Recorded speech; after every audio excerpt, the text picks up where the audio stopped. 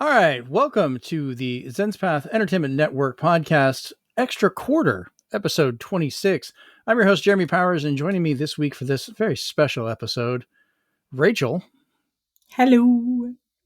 Stephen. Hello. And Chris. Hello. I love it. Nice little musical intro.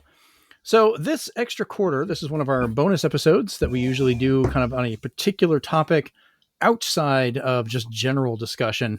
But this time we're going to be talking about the 2023 Game Awards. Now, this is going to be a two-parter. We're going to have the first episode now where we're talking about what the nominees are and a couple of the categories that we give a damn about.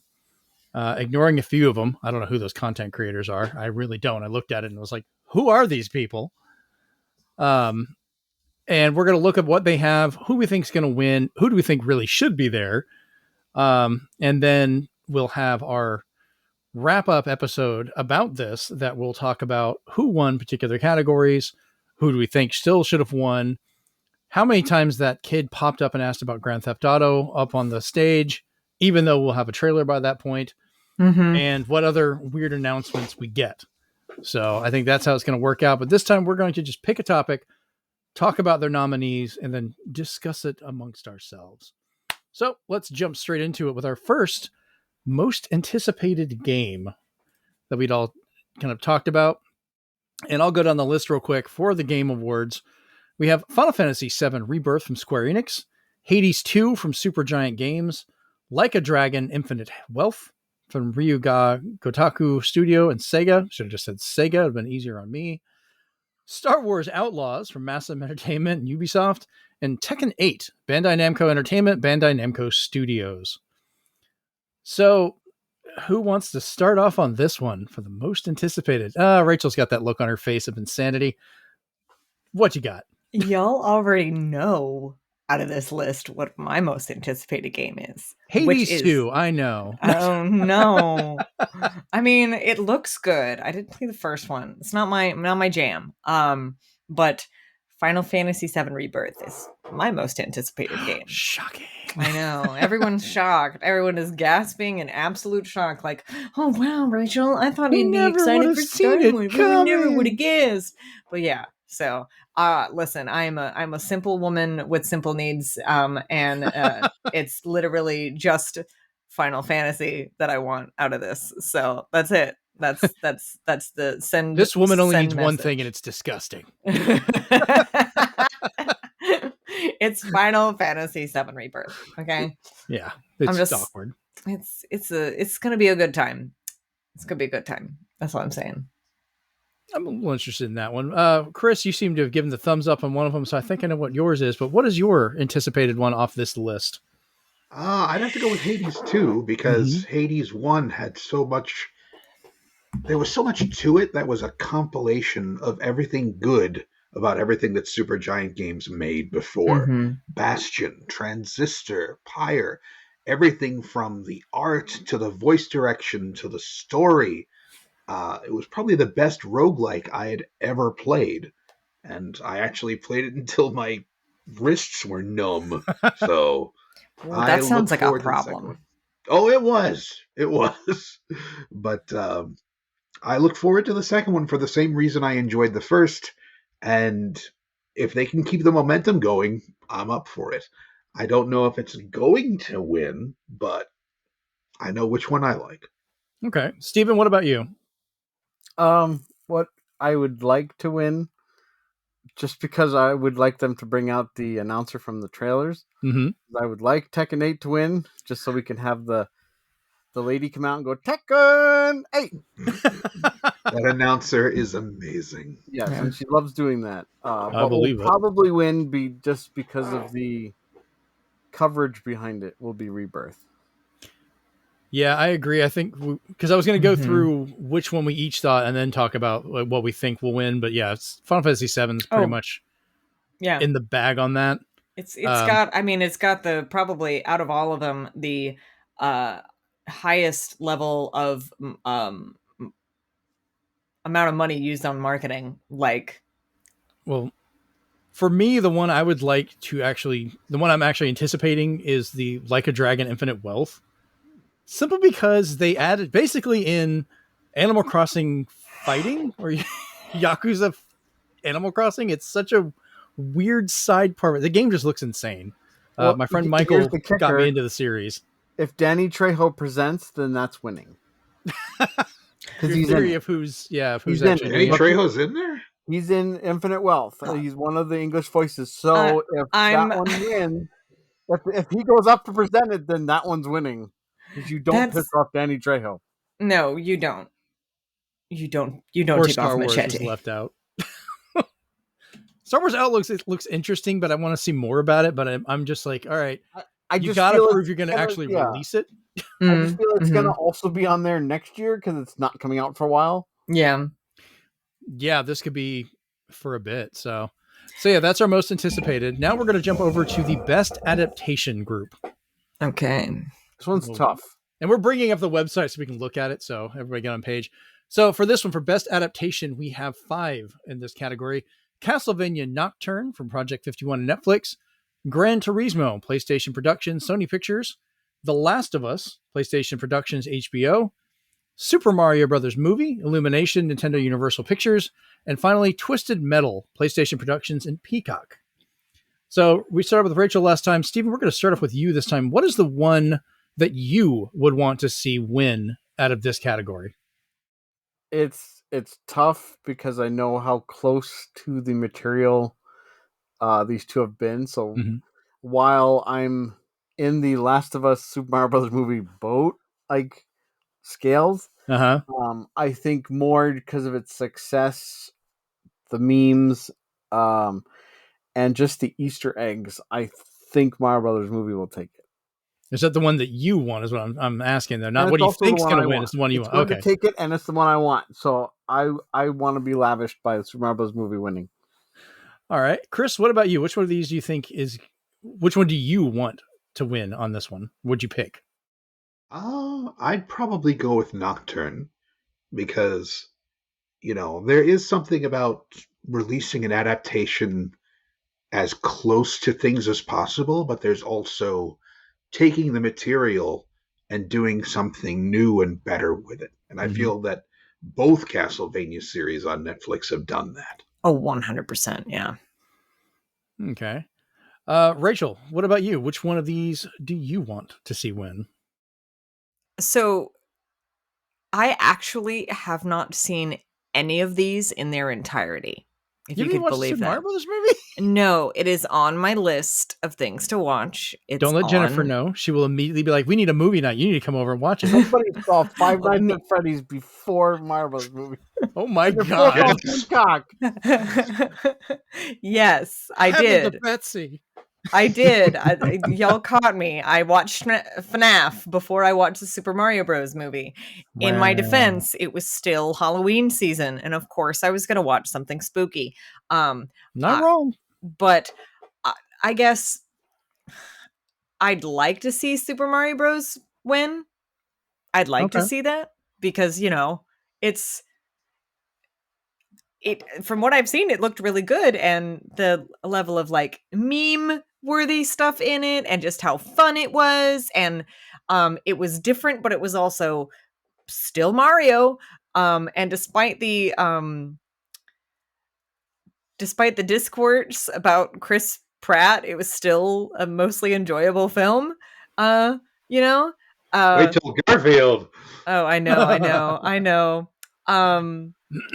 But like from what I think is going to win, it will probably end up being The Last of Us. Like, I think it's going to be very close, but I think The Last of Us will probably end up winning.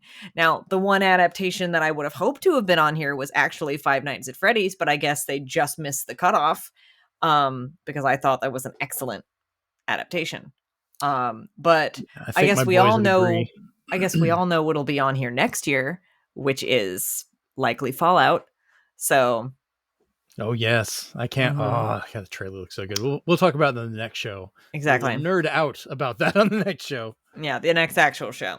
But yeah, I mean, if we end up liking that one enough, we might have to just like every episode do like a little episode talking about it, like have our own little mini series. Oh yes. Gran Turismo wins, we riot.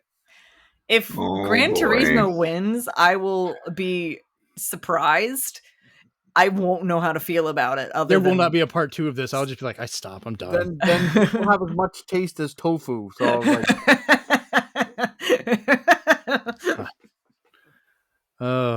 so the one that I would like to see win, I would have to agree, be the Super Mario Brothers movie, because I mean that one, my wife, my kids, myself, all of us went, saw it, loved it. We've watched it multiple times since we brought it home.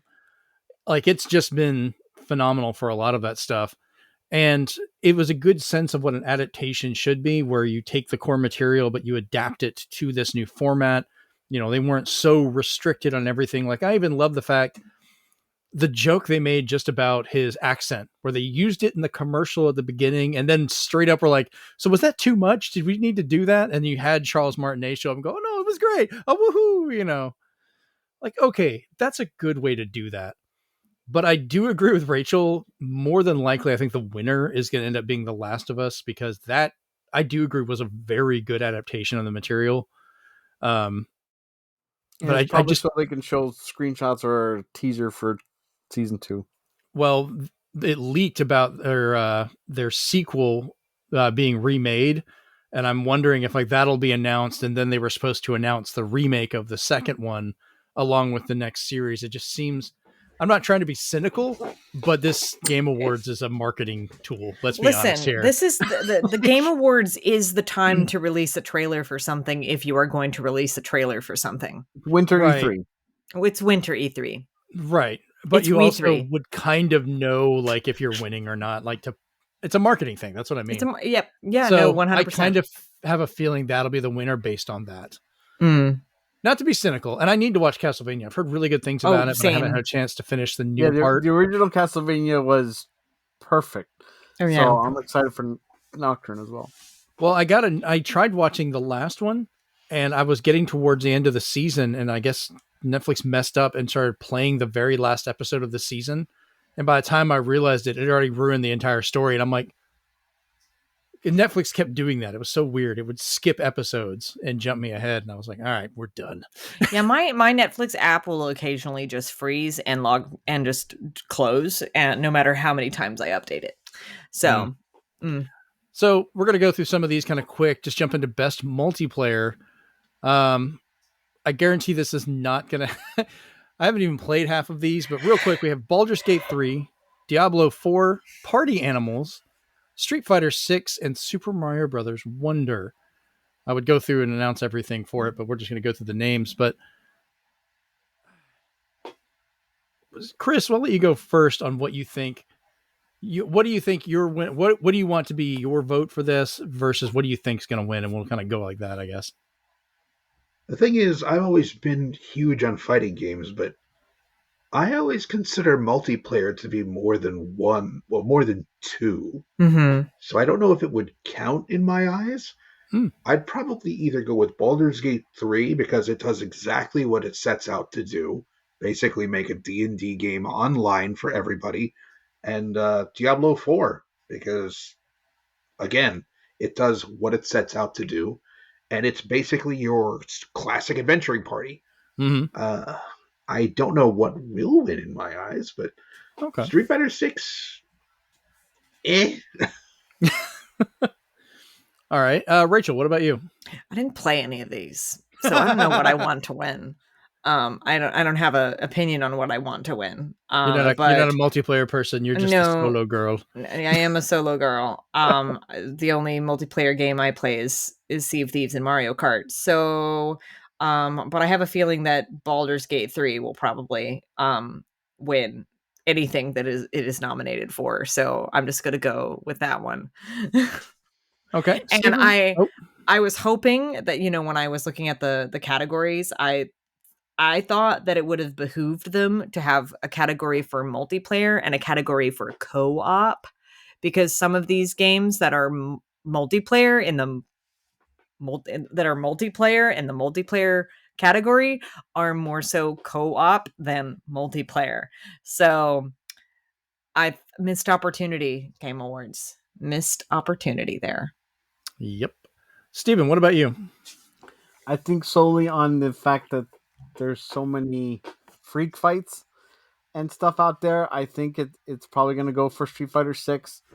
I'm only saying that because almost nobody talks about the multiplayer of Baldur's Gate 3. Everybody just talks about their one playthrough by themselves. Mm-hmm. I think that alone, people will be like, I can't speak to that, but they've looked at all the weird creations and fought weird people in Street Fighter 6. So there's so many more people like just forgetting that there's a story mode in that game and playing all the freak fights. And again, the options they have for a multiplayer, if not Street Fighter 6, then Diablo 4 for me because of the cross progression, cross play, cross chat capabilities. Cross Tekken. Wrong game. So the one I would like to see win, I would have to go with Street Fighter 6, because to me, a multiplayer game always feels like something that is kind of designed around that. People can just pick it up, jump in, play multiplayer with friends when they come by, or people online. Baldur's Gate 3, yeah, the co-op is really good, and this is why I agree with Rachel about the fact there should be a co-op category, because you're not just going to go, hey, you guys want to jump in and play some Baldur's Gate with me tonight? Because they're going to be like, what are you in the middle of? It's like jumping in the middle of a D&D campaign. If you don't know what's going on, you are lost. It's not that much fun. You need to be in it the whole time through to kind of really dive in and enjoy it. And sometimes that's also the case with Diablo 4. You can't really do the jump in, jump out until you've already played through it yourself. And it's just such a requirement. But Street Fighter 6, the day that came out, we were all hopping online and, except for Rachel, she didn't want to play it. And just beating the crap out of each other. Y'all want to play Sea of Thieves with me? Fine. You I guys do, actually. You guys won't play. We should play. Just let me know. I'll play. It'd be fun. We'd be a pirate crew. Join in. Chris, join in with us. Play Sea of Thieves. Perhaps. If it's crossplay on PC, I'll see what I can do. It is. Get your support ticket to Xbox. Yeah, it is, and it's on Game Pass too. God, if you can get that figured out. Oh, is that still a problem? I knew I was forgetting something. Yeah. Oh man, that's terrible. I don't think you guys are too worried about the racing part, but just real quick, I'm just gonna say Forza. Hot Wheels. Oh, really? Racing. I, go Forza. I feel the best part of Forza is now its own game, so now that can win Hot Wheels. Oh, Forza Horizon. We shall see. I'm sorry, but racing games, cars should be able to leave the ground. I don't like when they can't. Yeah. Well, most racing games, they don't. Like, it's track simulation racing. Like slot racers where they're stuck to the streets and they go and you win. Well, it's not a slot race. Like, I've sent a car launching in Forza. Like, you could get it in the air. It's just, unlike Horizon, it's not meant to. So what I'd like to win is a new Burnout game, but that's not. Yes. I'm not proud. I have no context of any of these. That's why I was like, I didn't think you guys would really be too much that one. So, but you know what? I would like Hot Wheels to win just because Hot Wheels. There you go. I feel attacked. Leading the way. I still need to play that one. It's giving me Mario Kart vibes. Okay, I'm just by looking at it. Let's show Hot Wheels some love. That's fair. There you go. All right, so next we'll look into the best sim and strategy category. So we've Somebody's got advanced got this in the bag. One company. They do, but I have a couple arguments on this one. Advance Wars 1+2 Reboot Camp. After it was in like delay hell for an indeterminate amount of time because of a literal war. Anyone that knew me would just be like hearing me complain about this kind of, where's my Advance Wars? I really want my Advance Wars. Like anytime I saw it in media, I literally was like, I wonder if Jeremy has seen this. Is he thinking about this right now? He probably is. I don't think about Rome. I think about Advance Wars. That's his Roman Empire, is his Advance Wars. Next up, we have City Skylines 2, Company of Heroes 3, Fire Emblem Engage, and lastly, Pikmin 4. So we're going back around. I guess it's my turn now for the one that I would like to see win versus what I think is going to win. So help me God, Advance Wars wins everything with me. I love Pikmin 4. It's a great game, but for actual strategy, Advance Wars, I think, tops it. For having to go through with multiple campaigns and do everything. What I think will win is probably going to end up being Fire Emblem Engage, just because of the whole power of Fire Emblem and everybody talking about it, but don't know. But next, Steven, what about you? What are your thoughts on this one? What would you like to vote for, and what do you think is going to win? I do like how it's skewed towards a certain way, represent. What I honestly think it's going to happen is it's going to come down to City Skylines 2 versus Pikmin 4. And I would like Pikmin 4 to win based on just overall review scores, exposure. But I think fun. Because it's pretty, Cities Skylines 2 might take it, and then they'll announce DLC trailer. Oh, okay. We're going down the marketing line. Gotcha. Chris, what about you? Admittedly, I have no patience for this kind of game. Ooh. I'm very much a press button, make the man say ouch type of person. Chris, you and I speak the same language. Press button, man get hit. Good. But play RPGs. What are you talking about, patience? Yeah, press X, press man button. use sword, man say ouch. But more like walk through corridors for 4 hours, but anyway. In any case, I'm a little biased toward Fire Emblem because I like the character designs. That is not fair, though.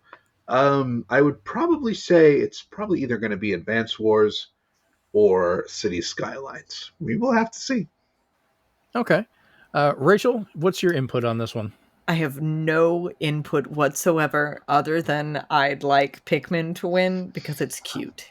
It is adorable. And don't get me wrong, I love Pikmin. I played it beginning to end, absolutely love that game, but damn it, Advance Wars is my boy. Listen, it's my baby. Y'all, Jeremy, you know me very well at this point. Do I play strategy games? No. I'm one of those types of people that is like, oh, that art looks cool. Oh, that game sounds fun with just the title. And then I pull it up and I see it's a strategy RPG, and I'm like, nah, put it back on the shelf. Forget it exists. Goodbye. Do not go. If they came out with an Advance Wars and like it's card-based combat, I'd be like, oh, okay, well, I'm out. I'm out. I'm not doing this. Yeah, I'm not. I am not a strategy girly. No lie. So, all right. So next category we're going to go into is Best Family. So let me get this pulled up here and see what we've got. So we've got Disney Illusion Island, Party Animals, Pikmin 4, Sonic Superstars, and Super Mario Brothers Wonder. So going back around our round robin here, Rachel, you are first up. What one do you think you want, and which one do you think will win? I want Wonder to win because I've heard such excellent things about it, and it's so good. It's Mario. And I think Wonder will win because looking at the other titles, that just seems like the heavy hitter. Like, that's just the facts as I see them. Pikmin 4 as a family, like what? It's not that kind of family thing, though. I don't like. It's colorful. Just thinking it out of like for family context is like what is a parent that doesn't really know video games or might be very marginally familiar about video games gonna buy their child to play and enjoy watching their child to play Mario. Like that's the safe route. And also the singing piranha plants. That's a damn good argument. That I don't have to say anything else. Love that level. The singing piranha plants. You're welcome. All right, Steven, what about you?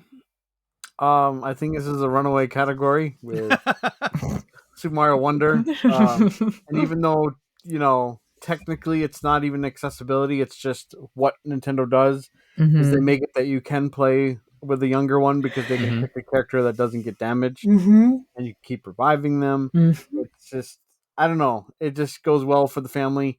The other these were kind of haphazardly put in there, and Rayman Legends, Disney Illusion Island is a throwaway, so like a bad throwaway, I should say. It's just junk. Oh wow, okay. Chris, what about you? I don't know enough about the other ones to really say, aside from Superstars, which was unfortunately multiplayer done badly. But I think Wonder will probably take this one. I did not play Illusion Island.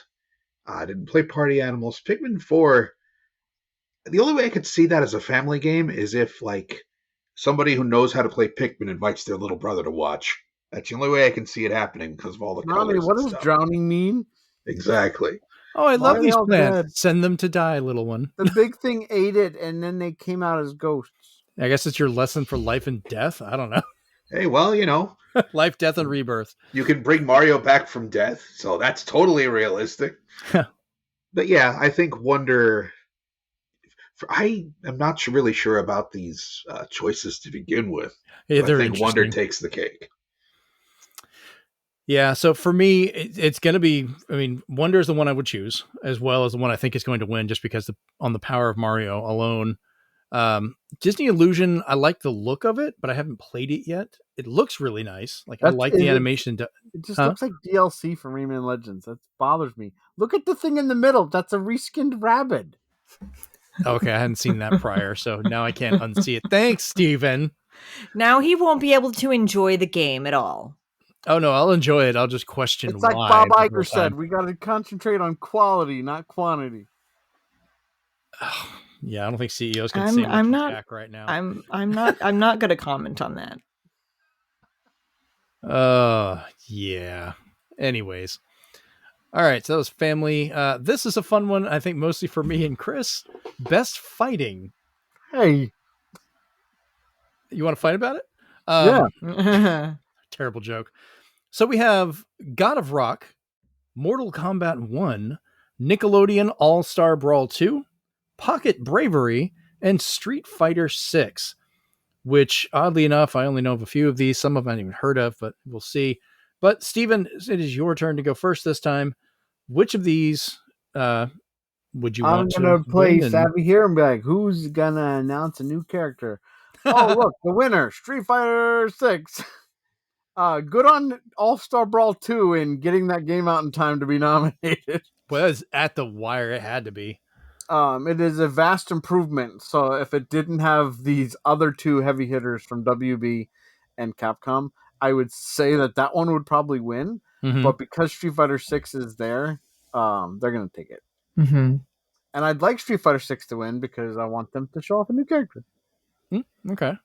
Chris, what about you?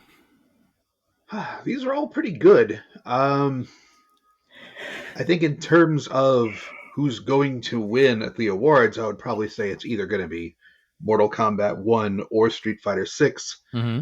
But in terms of originality, this is a tough one because Mortal Kombat 1, from what I hear, is the most fun to play right now. Street Fighter 6, as we've said before, is the most immediately accessible. And All-Star Brawl 2, they just did so much to improve upon the first one. No kidding. It really feels like a Smash-like now. And a good one. So, against my better judgment, I think I'd want All-Star Brawl to win. Okay. I wouldn't say against better judgment. It's what you want. That's great. Rachel, how about you? I don't play fighting games, but I think it'll be for who wins. I think it'll probably be a toss-up between Mortal Kombat and Street Fighter 6. Just from experience working in a game store for a number of years, and all the fighting games I watch people purchase and trade in and purchase and repurchase, those are going to be the two where it's a toss-up. But I am with Chris on this one. I would like All-Star Brawl to win just because Garfield is in it. And I think that's hilarious. All right. Is that a really good way to base a vote on? No. I would say so personally because Garfield is amazing. So. But I'm looking at it. Choice. I'm looking at it and I'm seeing, Korra. I'm seeing Rocco, which left field. Danny, obviously. The guy whose name I don't remember that is a villain in Danny Phantom at the top there. And then, of course, in the top left, absolutely killing it with a kick, Nigel Thornberry. Smashing. One of Tim Curry's best role. Literally, if I haven't played the game myself, but if one of his moves does not involve him kicking while yelling smashing and then doing that thing with his mustache, how dare. I'm going to have to look it up later. Now you're going to have to look it up and tell me about it. So So for me, the one I would like to win, I would actually have to say Nickelodeon All-Star Brawl 2 as well, because, and I mean, the other ones are really nice, but I do like the improvement of what they did with this. The systems have been done a lot better. They've put a lot of the work into it. It feels like an actual full game this time instead of, hey, we put something out, we're going to try and add some DLC and limp our way to a full game. Like if you get it as is, it's there, you can play it. I'm not a big fan of people being so slavish to the actual Smash Brothers style, trying to be Melee but new, because they're really sticking to a lot of the Melee stuff. But I can't argue with the fact that they got this right for a lot of the combat controls, the animation touches, the little flourishes, bringing in the voice actors, freaking having rollback netcode. Come on, Nintendo, grow up and get us that. Like, that is a massive improvement. Now, what I think will win is going to be a toss-up between Mortal Kombat 1 and Street Fighter 6, simply because there's going to be an announcement for new characters. And I kind of feel like Mortal Kombat 1 should lose that just because they had the balls to put the Switch version out like a monster. That should not exist. You deserve to be punished. I forgot about that. Oof. Oh, people were still pushing it. They were like, oh, this is great. I might want to tell people, stay away from that mess. Play it on something else. So by that, I would say Street Fighter 6, because it isn't that much of a damnation to humanity. Yeah, that's where we went. Due to the Switch version, we're not going to award Mortal Kombat 1. Congratulations, Street Fighter 6. How great would that be? Give them a really bad version of the award. Oh, sorry, this is the Switch quality version. It didn't fully load in. And they just show pictures of the Switch version during the Game Awards. Oh, they're doing a slideshow. Oh, no, that's gameplay. Okay, never mind. All right, so now we're going into Rachel's hometown. Best RPG. So we have my city. Oh, she's gonna have conflicts on this one. I can already tell. Baldur's Gate 3, Final Fantasy 16, Lies of P, Sea of Stars, and Starfield. So, Chris, it's your turn to go first this time. Which of these do you want to vote for, and which ones do you think will win? All right. Well, I am a sucker for pixel work and retro. I always will be. Nothing wrong with that. Incredibly biased. I want Sea of Stars to win. It's so good. And it is great. The thing is, though, it's a tough contender because every one of these has something great about it. Lies of P has some of the greatest story, Final Fantasy, again, story, the graphics, all of that fun stuff. Baldur's Gate 3 has essentially become the new virtual tabletop for D&D. And Starfield, well, yeah, some people like Starfield, I guess. But, I guess, I think Baldur's Gate 3 is going to win. But, again, this is a close run thing. Okay. All right. And just because we're going to make her wait this time just to drive her nuts. Steven, we're going to go to you next. What I'd like to win both in the amount of lore they put into it, how it was presented, and just having watched somebody even play it from front to back.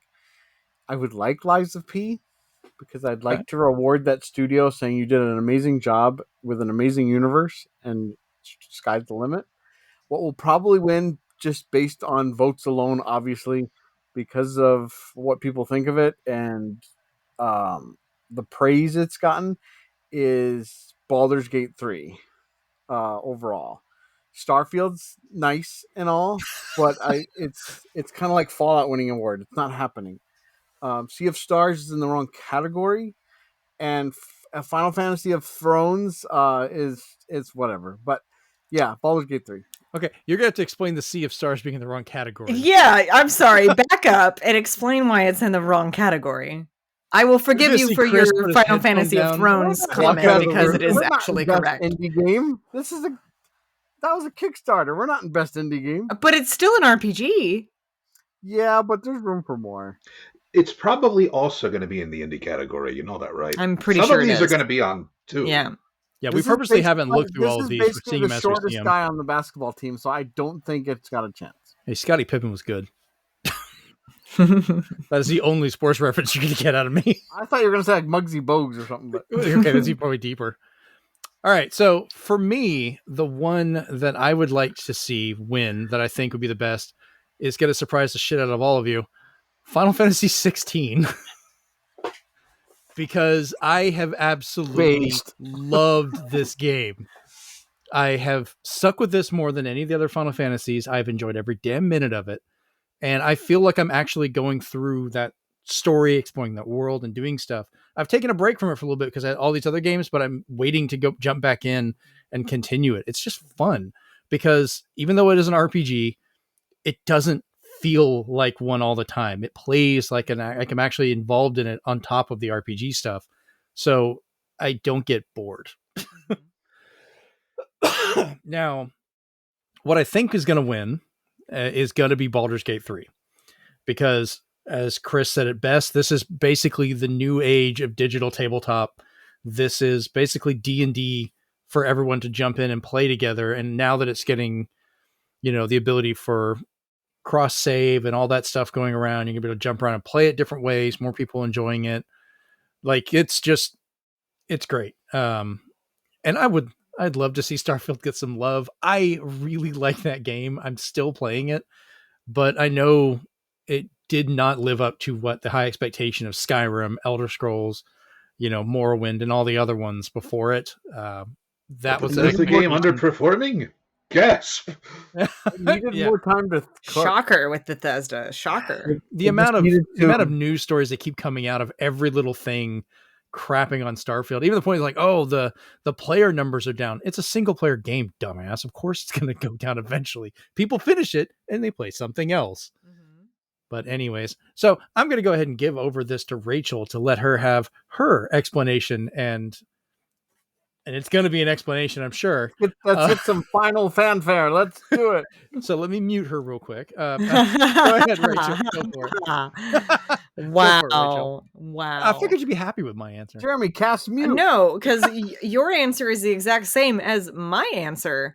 Oh. And I think, honestly, it will be very close with 15 and Baldur's Gate 3.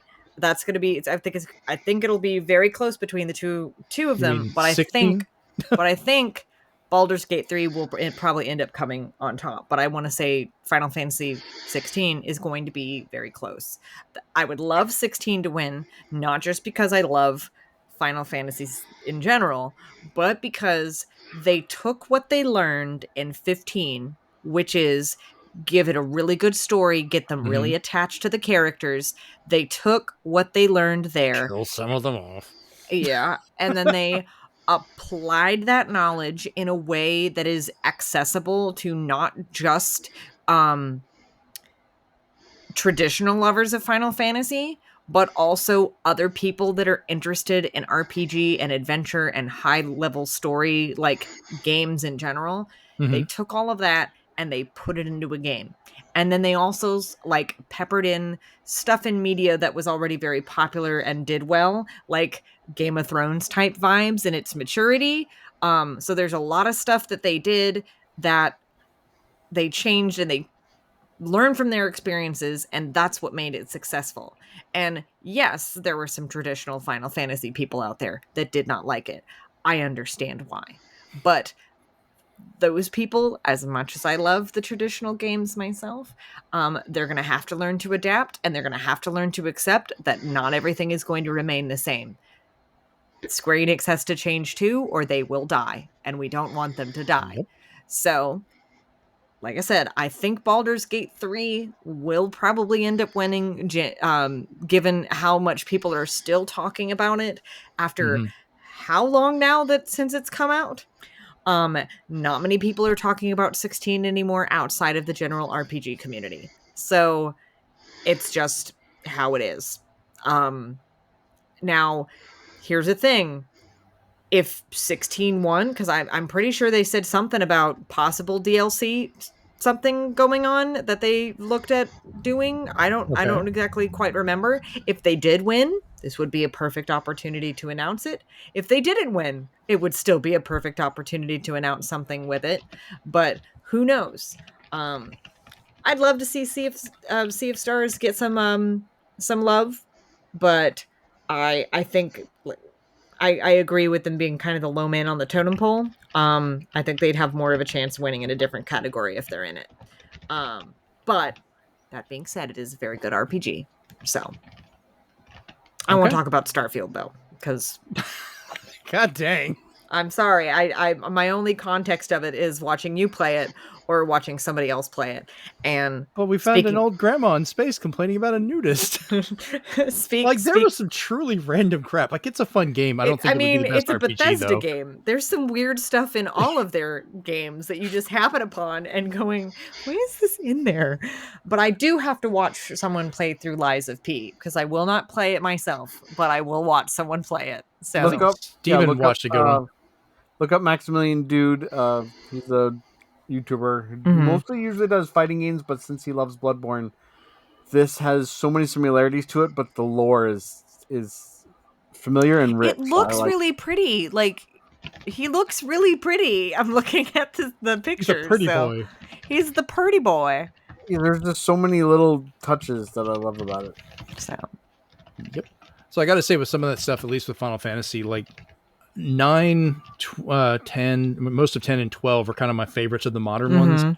And I think 16 has actually overtaken that as one of my favorite experiences of a Final Fantasy game in a long time. So, and you know how I am with RPGs. So that's something. I am well aware. I will say, nothing will overtake 15 for me, given how near and dear it is to my heart.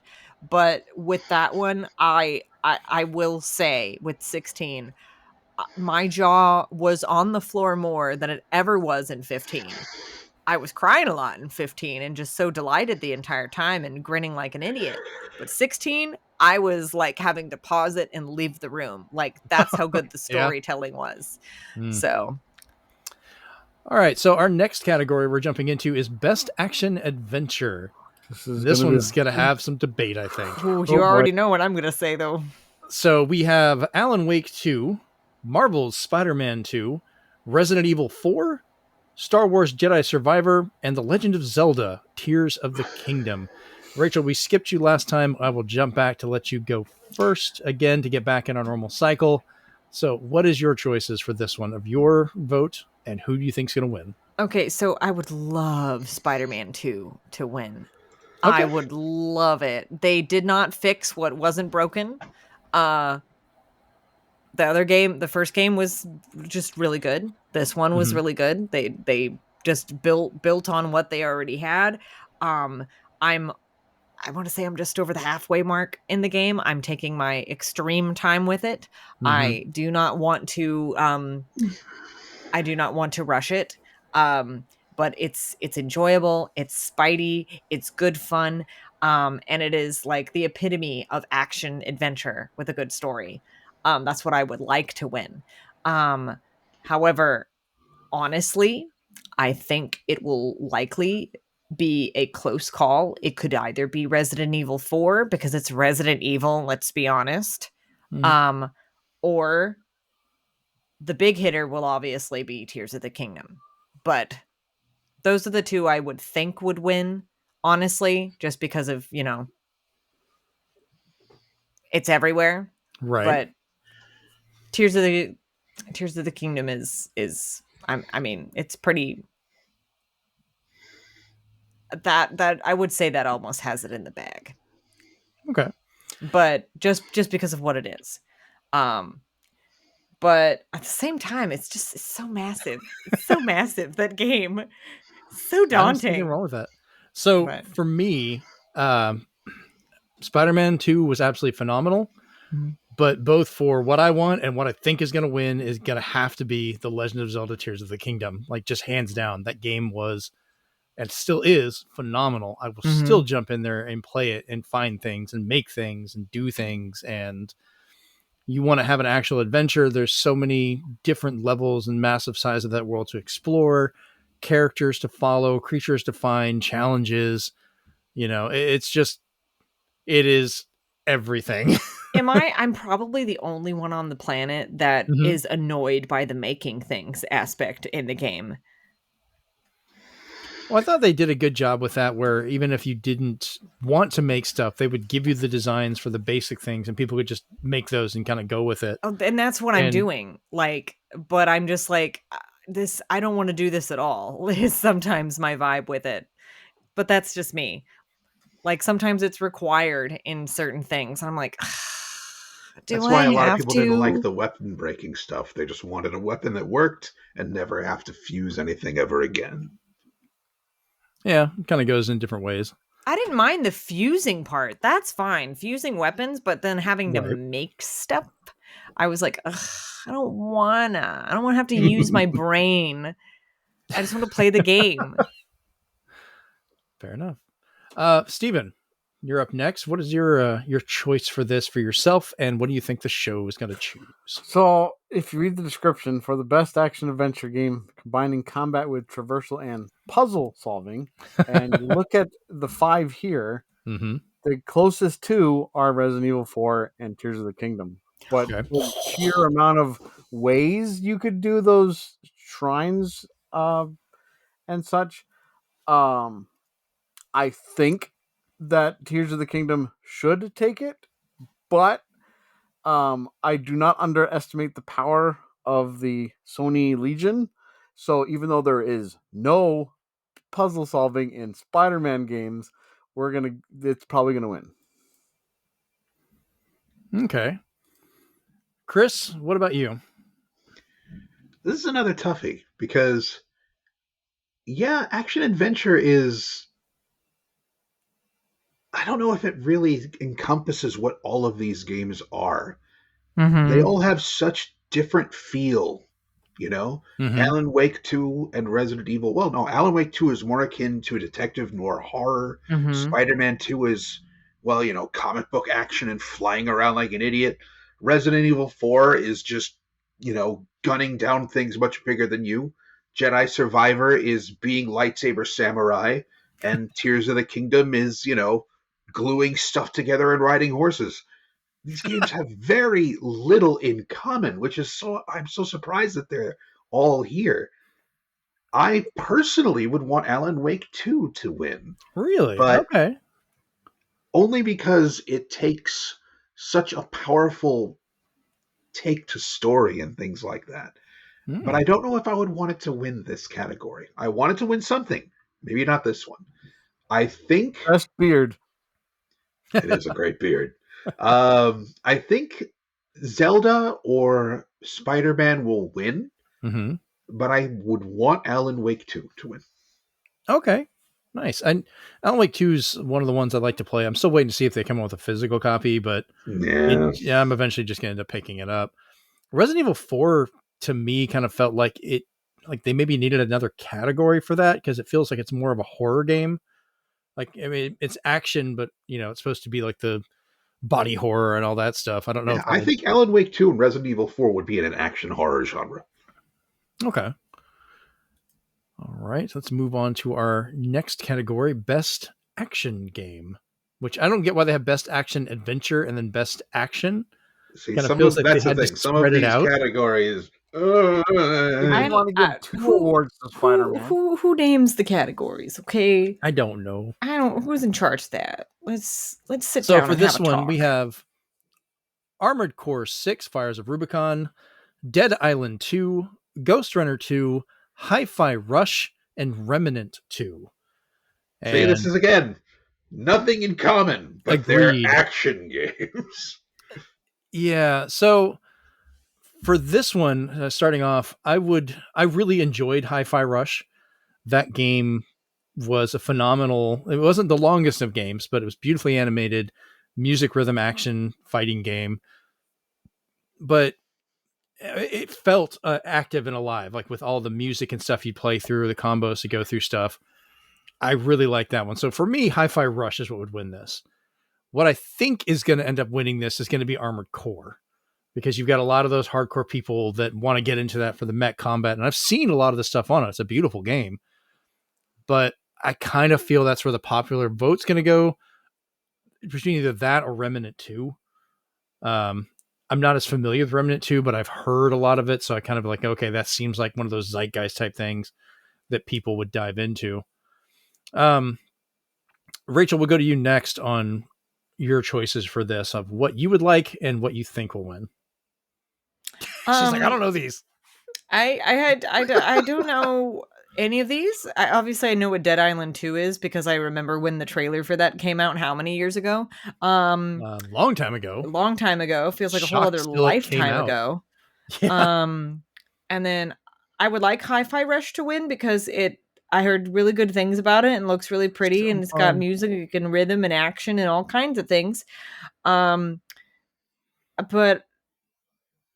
I guess I don't know. I guess Armored Core would win. I don't care about any of these games other than Hi-Fi Rush. Like I really don't. Brutal honesty. Like not everybody likes every category. That's fine. It's fair. Yeah. That's my opinion. That I don't know. Okay, nothing wrong with that. Yeah.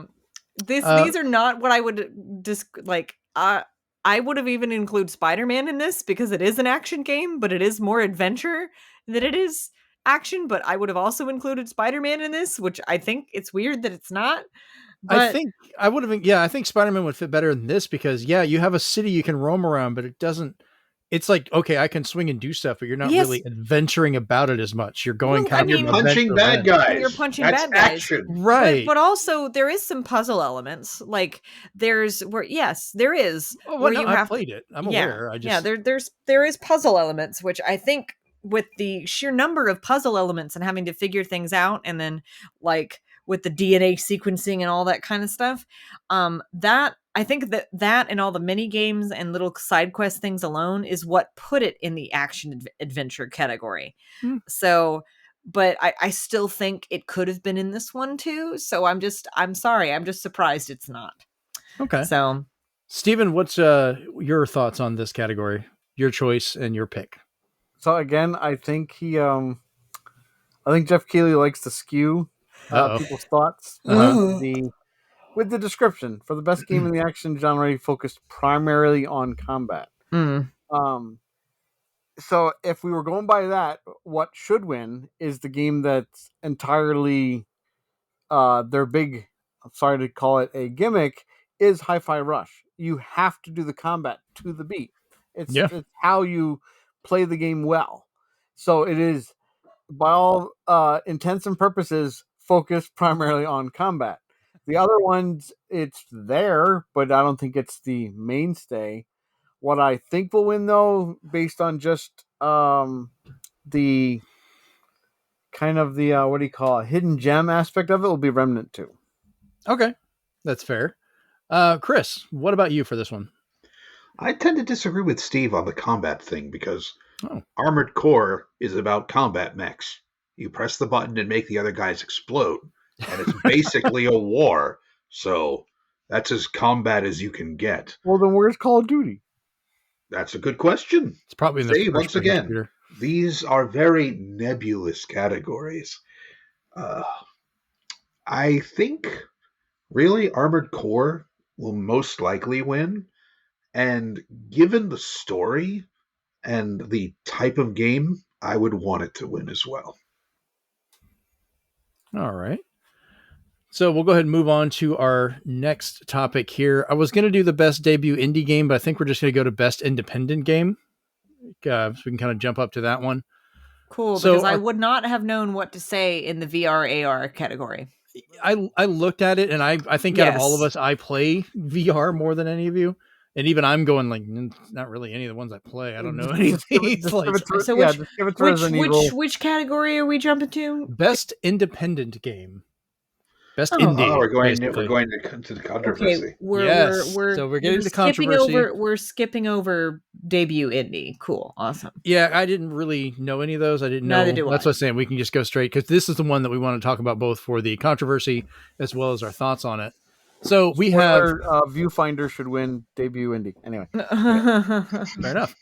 All right, we have Cocoon, Dave the Diver, Dredge, Sea of Stars, There it is. and Viewfinder. So the controversy for this, we'll just touch on this really fast. There's an argument people are making with Dave the Diver that it should not be on this list because while it's a smaller group that made the game, they are funded by a very large publisher behind them. And people are making that argument that that kind of should disqualify them from it. And that maybe they're just being put on here because people are seeing 2D looking game. Well, that must be an indie title. So it's like making what people would call an independent film, but finding out Disney funded the whole thing. Like it's, a Disney movie, but a small group made it. Would that still be an independent film? But I'm not saying I agree with it one way or the other. I'm just saying that's what the controversy that came up is. Right. So if it has a publisher behind it with a larger name, the question but it is a smaller team. So I guess you kind of have to question what makes it an indie game. Well, if you have 4 people that make, however many people made, like a small RPG, and then you have another 4 people, but they've got the budget and backing of Square Enix, are they still an indie group? If they have that wallet, available to them. I agree with Jeff Keighley. They asked him at an AMA about it, and he said the people will define indie game differently.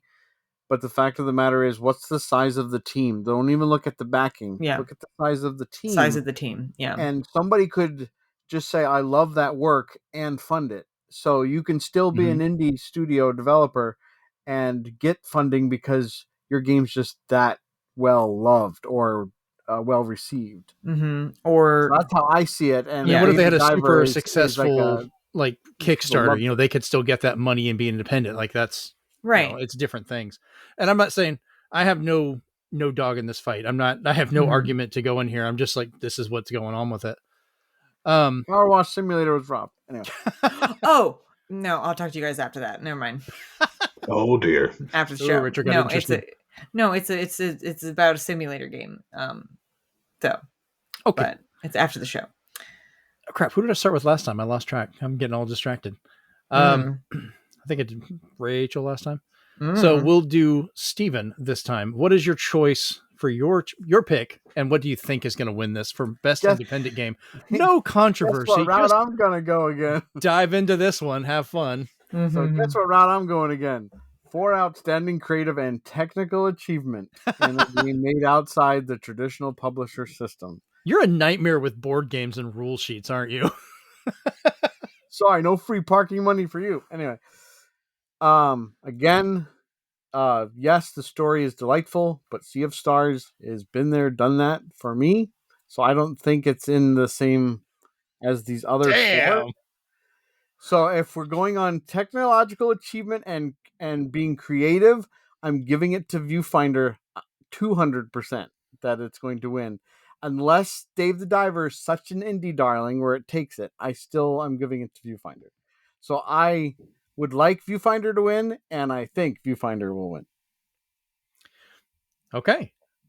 Chris, you are up next to follow that. I haven't played enough of these games, and some of them I haven't heard of until now, which pretty much signals a true independent game. Play Viewfinder. I did hear about Viewfinder. That is on my list, but now so is Cocoon. All I hear when I hear Viewfinder is just putting the little thing in there and clicking through cartoon cells. I miss those. I do too. Dave the Diver was fun, but it didn't capture my attention the way it did for everybody else. Sea of Stars, I enjoy that kind of game, so that's a little unfair. Dredge, I have not heard of or played.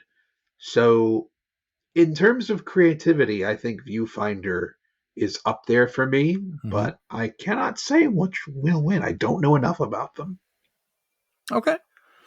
Rachel, what about you? The only 2 that I recognize at all is Sea of Stars and Dave the Diver. Because I've played Sea of Stars and I love it. I've seen a lot of Dave the Diver stuff and I'm interested in playing it. But I have not yet. And I have never heard of Viewfinder at all. I don't even know what that game is. All I could think of was what Jeremy said. It was the little thingy that you put the slides in and you click it. I wish I'd actually gotten mine out beforehand if I thought about it. That'd be great. That's what I think about. So have you ever played Myst or Riven? Any of those titles? Oh yeah, I love those. Okay, now you got me. Tell me it more. That's what Viewfinder is? I will put my neck out there, but it is the next evolution of those games. Okay, what is this on? What consoles? I don't know if it's on consoles yet. If it is, it'll probably be on like PS5. Can I get this on my Steam Deck? Probably. Ah, crap. Oh, if it has motion sensitivity, even better. I don't want motion stuff. I do. I don't care. It's because the viewfinder is the magical camera you get to use to help you solve puzzles. But it's Power Wash Simulator was better with motion, I think. But for me, it's not overly pretentious like Talos Principle. Sorry, Talos. I could not get through that game. Speaking of, by the way. No. And Myst holds a special place in my heart. Me too. Even though those puzzles were Riven. for like people in Mensa, but right. But Viewfinder, it's just every time somebody plays it, like they're doing nothing but just being like, "Oh my god, how is this possible?" So it's like it's cool. So my answer is going to be kind of simple for this one. Mm-hmm. It's pretty much going to come down between Dave the Diver and Sea of Stars. I have not played much of any of these games. Viewfinder, I'm interested in now. I at least would be looking to give that a try. Cocoon, I have not heard much about. Neither have I for Dredge. I think Sea of Stars is going to win.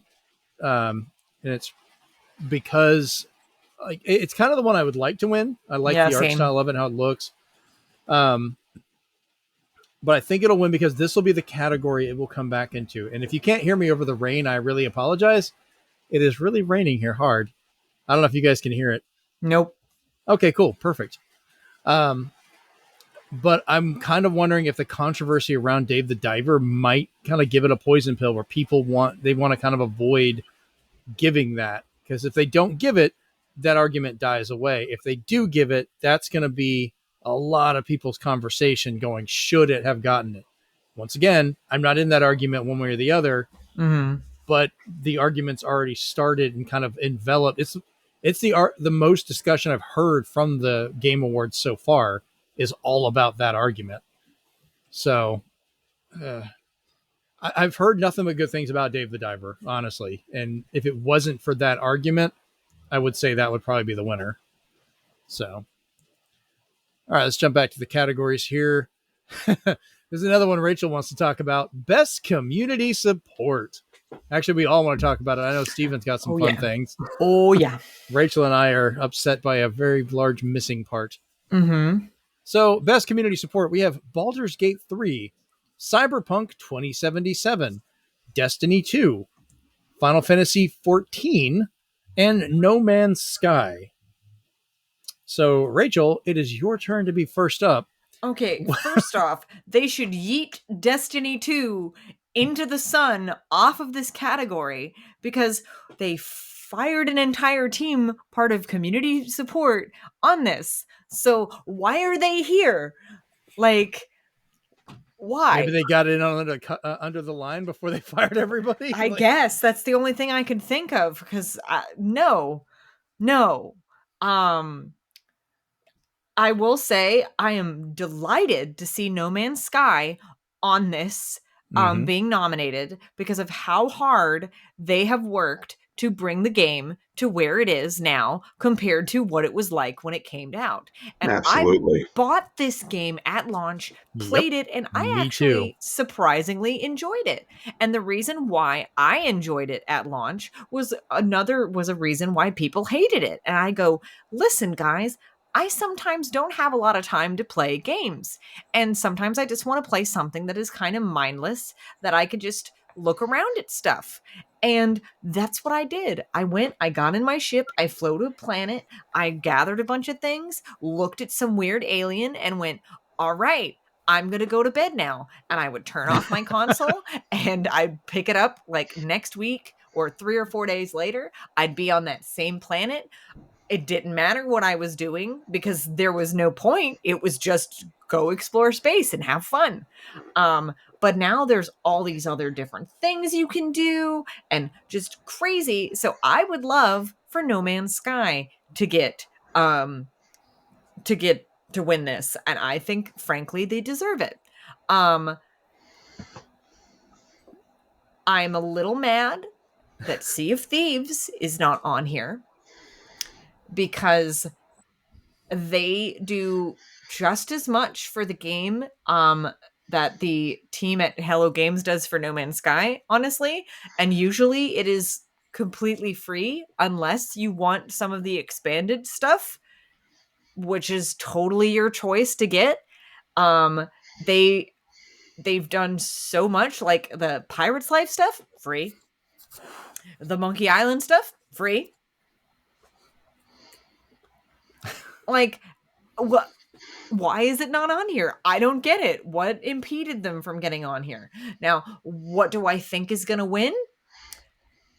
Likely Baldur's Gate 3, because anytime it's in a category, I'm going to think it's going to win strictly because of what it is and all of the stuff behind it and the popularity and all that. But you know, Final Fantasy 14 though, community thing for that's pretty great, honestly. Okay. So so for myself, the one that I would like to see win, I agree with Rachel on that one. No Man's Sky has put in so much time and effort bringing the game from what it is to what it is now, or what it was to what it is now. And that includes on multiple platforms between VR, non-VR, even the Switch version. They do specialized patches just for the Switch release to make sure it has parity and works as best they can. Like all these things they do. And not a single time since, other than buying each copy, have they ever charged a dime for any of it. You know, they talk with people when they can, they communicate a lot of the stuff. You know, at first they couldn't do that much because they were kind of under the marketing of Sony at the time and everything. And they couldn't really say much statements, but now that they're free of that, they're talking with people all the time, which if you're building a community, I think is a big part of that. Destiny 2, I agree, needs to just be jettisoned out. Like just, nope, out. You know, they've kind of shot that shot with that one. Baldur's Gate 3 is a darling for that, but that has been like a pre-release for the longest time, for like the past couple of years. So they've had time to kind of build that up. Yeah. What I think is going to win, whether I agree with it or not, is going to be Cyberpunk 2077. Because they have done a phenomenal job turning that around. Yeah. But they only could do that because they completely botched its release on consoles. Like, they're up for a category of community support for having a huge lack of community communication to begin with, which I don't agree with it, but I think it's what's going to win. They had nowhere to go but up. No kidding. Because they blatantly hid the fact of what the Xbox One and PS4 versions were going to run like, showed off all the PC ones only. And then when it came out, they had to, they got so bad the game got pulled. And they kept going quiet about what they're going to do. And they did the work. The game is phenomenal with the updates. I will give credit where credit is due. But for actual community support itself, I think, when you set the bar that low, all you can do is go over it. Like, hopefully. Steven, what about you? What's your choice? So if this was called Best Underdog Story, it would be Cyberpunk versus No Man's Sky. However, since it's community support, I'm going to shift those to the left. If we're going by just community support, I think just because of how almost sickeningly pleasant the community is, would be Final Fantasy 14. Because everybody's just so eager to help. A great experience. Have you been talking to my son again? You just don't hear about that a lot, especially in MMOs. It's usually like you find a guild, you play, or you play alone. But there's people willing to just like, oh, you're new.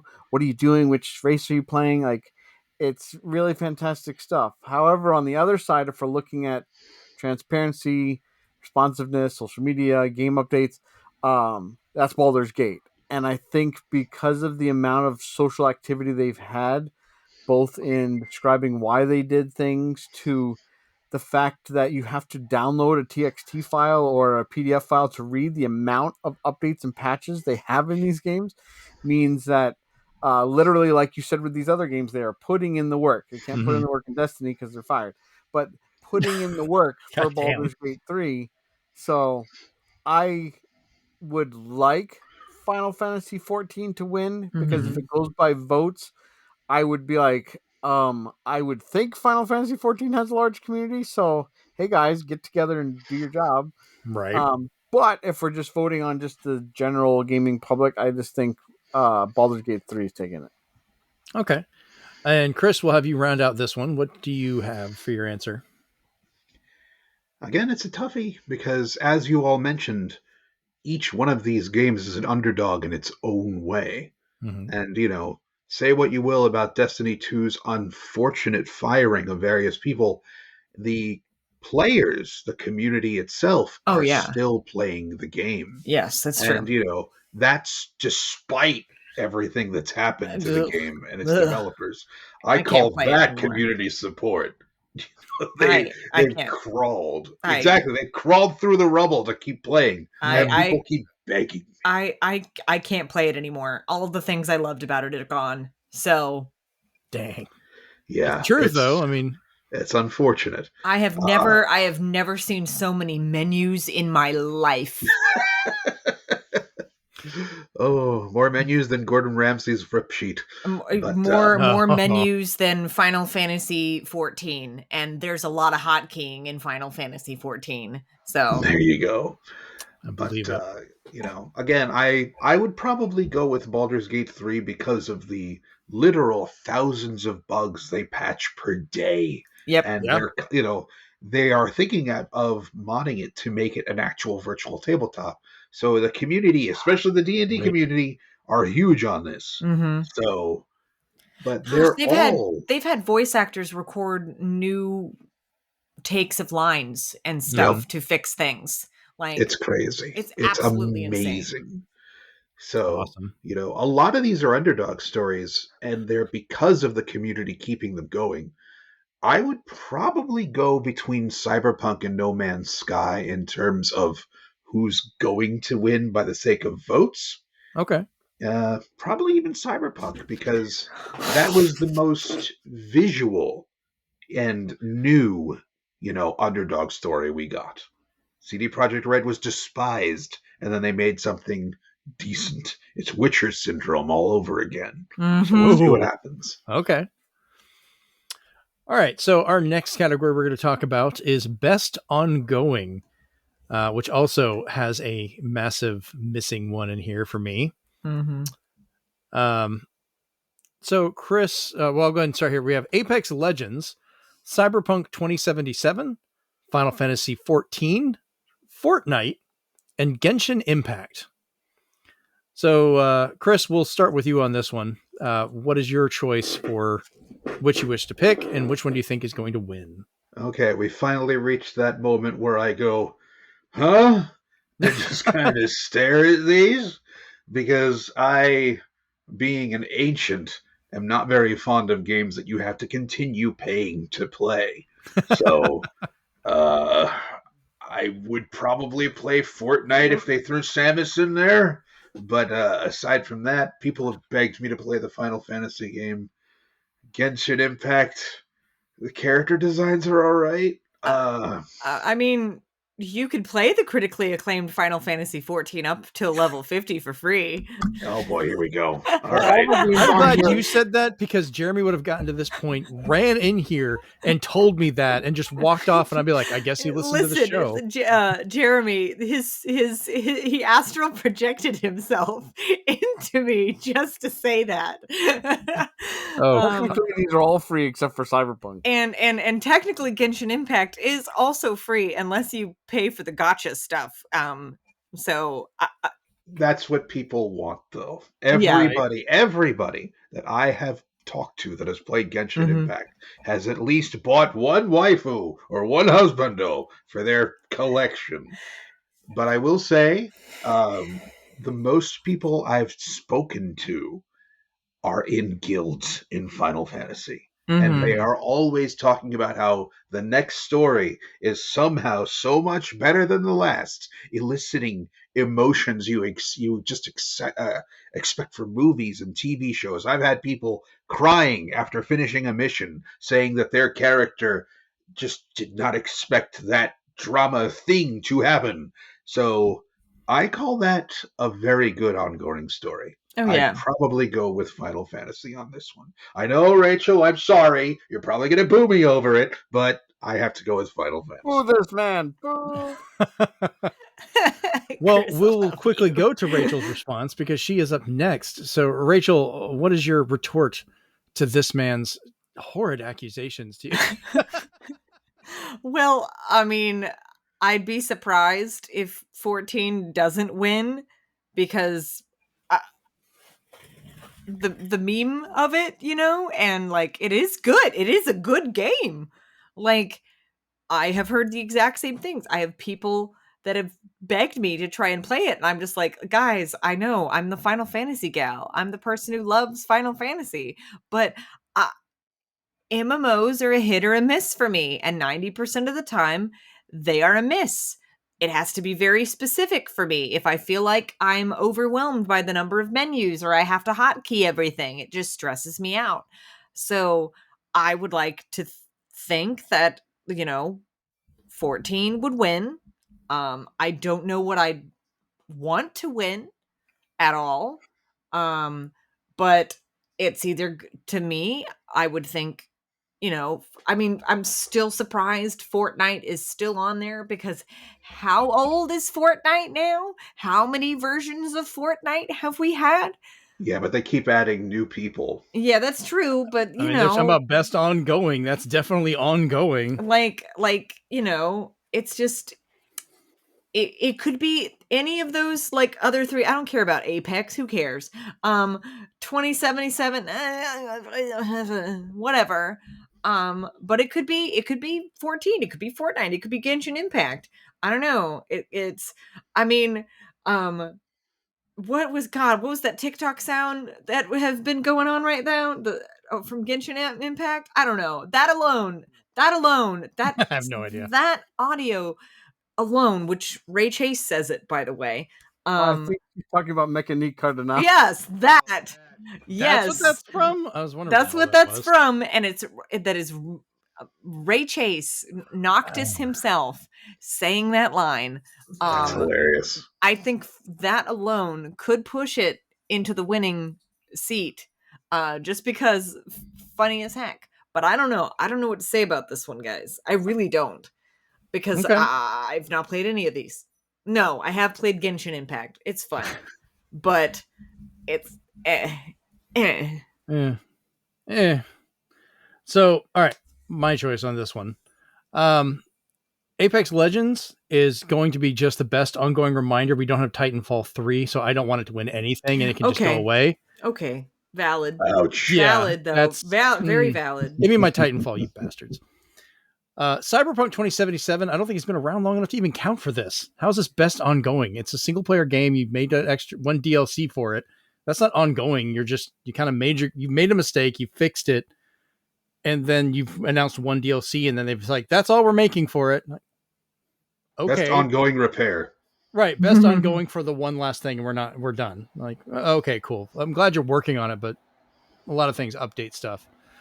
Genshin Impact, I'm not Remy, so I don't know much about this one.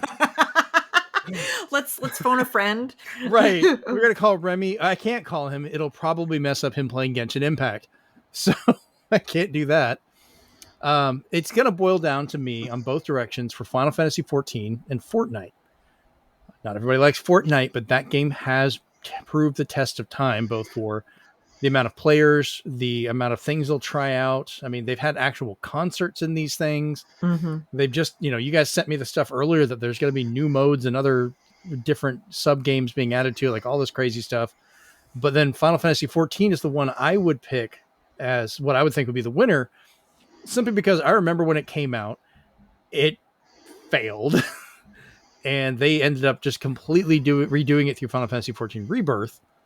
And it is just blown up from there. And I live with two people who I would very closely say addicted to this game, needing to get out and do other things sometimes, but they do. But they play it a lot. Those two will sit in the living room playing this, talking to each other. They play with their other friends. Like, it's just, I've seen how much continuation this thing has, and it never seems to end.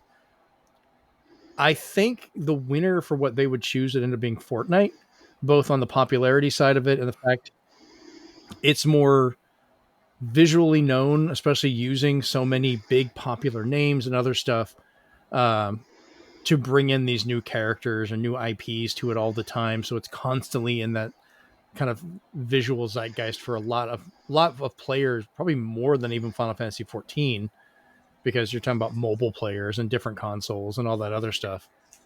So that's how I'm taking that one to be. Steven, what about you? We'll let you round this out. You've got that. Yeah. Get ready for comments. Is it hot in here? No, it's just a hot take. Okay. First off, who let Cyberpunk 27 in here? I think somebody pressed the wrong key. If that wins anything in this category, something's afoot. Best ongoing confusion. The Genshin Impact.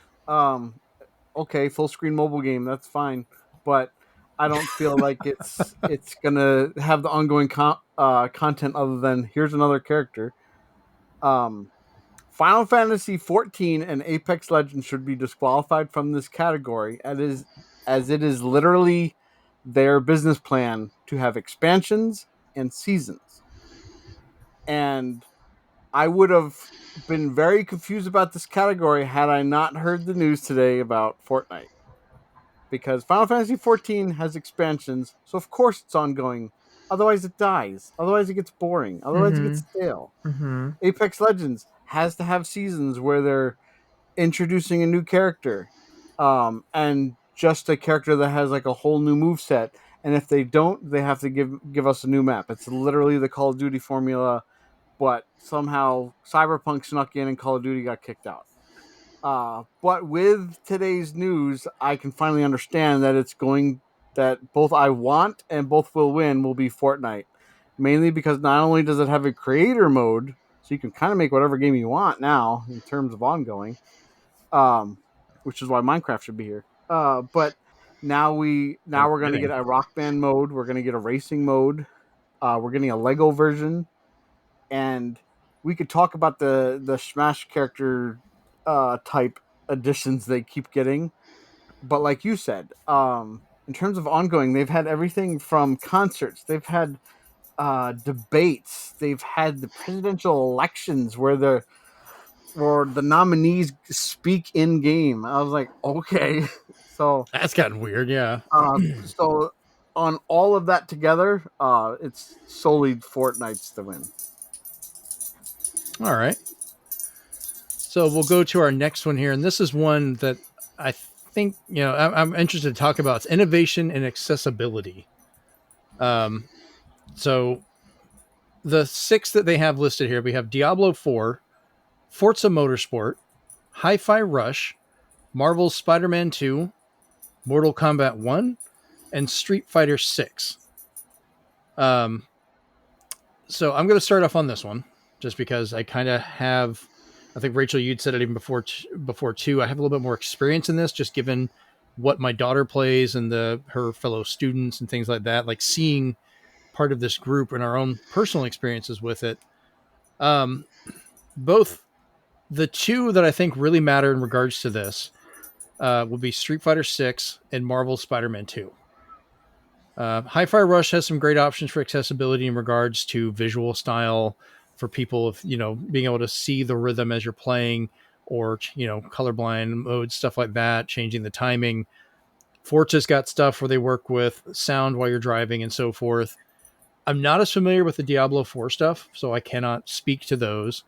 Mortal Kombat 1 and Street Fighter 6 both have done a phenomenal job for the fighting games, letting people, I think, what was it, Street Fighter 6, I believe, actually had a tournament level player win parts of it blind. Like, beating a normal sighted player, beat his ass. Like, won based on the sound setting and how where they could tell where they were and what was going on, which I think is a great innovation. Some people were like, well, I'm never going to use these options, but that's the point. It's not for everybody. But this enables more people to play. But the one that I both think will win and the one I think should win out of these is going to be Marvel Spider-Man 2. Simply because Jennifer, my daughter, plays this game. They've done Insomniac Games has really pushed the envelope for what they can do for accessibility options and things, and making what is a very complicated game more and more accessible for people, to the point of simple things like skipping puzzles. You get to a puzzle, you completely skip it. You have trouble landing on a car while you're swinging, the game will help. You can make it where you can't die, you can't fall over, you can change the timing for in combat, you can change the colors, the sound. Like, you can tweak so many things that my daughter, who has visual and mental issues for, disability and physical issues like that, can play these games and enjoy them. She may not be playing to the point she's going to be going through the story mode the whole way, but she is laughing the whole time, swinging around as Miles Morales, her favorite character, and having the time of her life, which is the point of innovation and accessibility. She is able to play this game. So that is my personal view on that. I know I kind of went off on a tangent, but I felt very important to talk about that. So Stephen, we'll go to you next. Of the ones they have here, if you guys are familiar with any of these things, of what you would choose or what you think will win. I think mainly because the other two have been verbally explored in terms of sharing it with others, what it's done for their playing styles, or them getting into a game that would be normally look a little, they'd be apprehensive to, would be Spider-Man 2 and Street Fighter 6. Street Fighter 6, part of their lead up to the releases, they talked about all the customization, not just of like visual, like maybe too much on the screen distracted you, so you could take away stuff like that, all the way to the sound cues. So you can kind of open it up to other players to give it a shot, see how they do. Like the guy who was in Evo and he did pretty good. So it was kind of a success story that I think Capcom wanted to see. And then on the other end, especially in social media such as TikTok, there's a lot of people who praise Spider-Man 2 because, while some people love the combat, they might be really apprehensive to the web swinging. And there's tons of options there to help you swing, help you keep your speed, help you land. So, like Jeremy said, there's so many things that can be done to help your experience there. So if you're a Spider-Man fan, you're not just like, well, this game looks too big for me.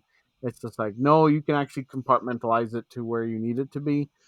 So, what I would like to win, just because for me it was a new venture, Street Fighter 6, with those sound cues. What will probably win, if it's talked about enough, will be Spider-Man 2, just mainly because people like adore that game, and so many people are buying PS5s. There's a bundle for it, so I think that'll help their cause too. Agreed. All right, Chris, what are your thoughts on this one? Well, again, you know a bit more about the whole accessibility thing. I only know about the whole Street Fighter 6 thing, and I have to say, simply enough, if you can say, I can beat you with my eyes closed and mean it, I say Street Fighter 6 wins that one. There you go. Okay. Rachel, what about you? For me, it's Spider-Man for both. Mainly because, like, I don't like games that are hard, right? I don't, and there is a lot of accessibility for that in that, and you could play the game the way you want to enjoy it. You could change the timing. You could even change a lot of the audio stuff in it. There's so many settings that you could change in Spider-Man. Including like turning fall damage on or off. It can greatly change the way that you play the game. Swing assist, honestly, I wish they had that in the Amazing Spider-Man 2 when they implemented the whole thing where you can't web everywhere. You have to be next to a building.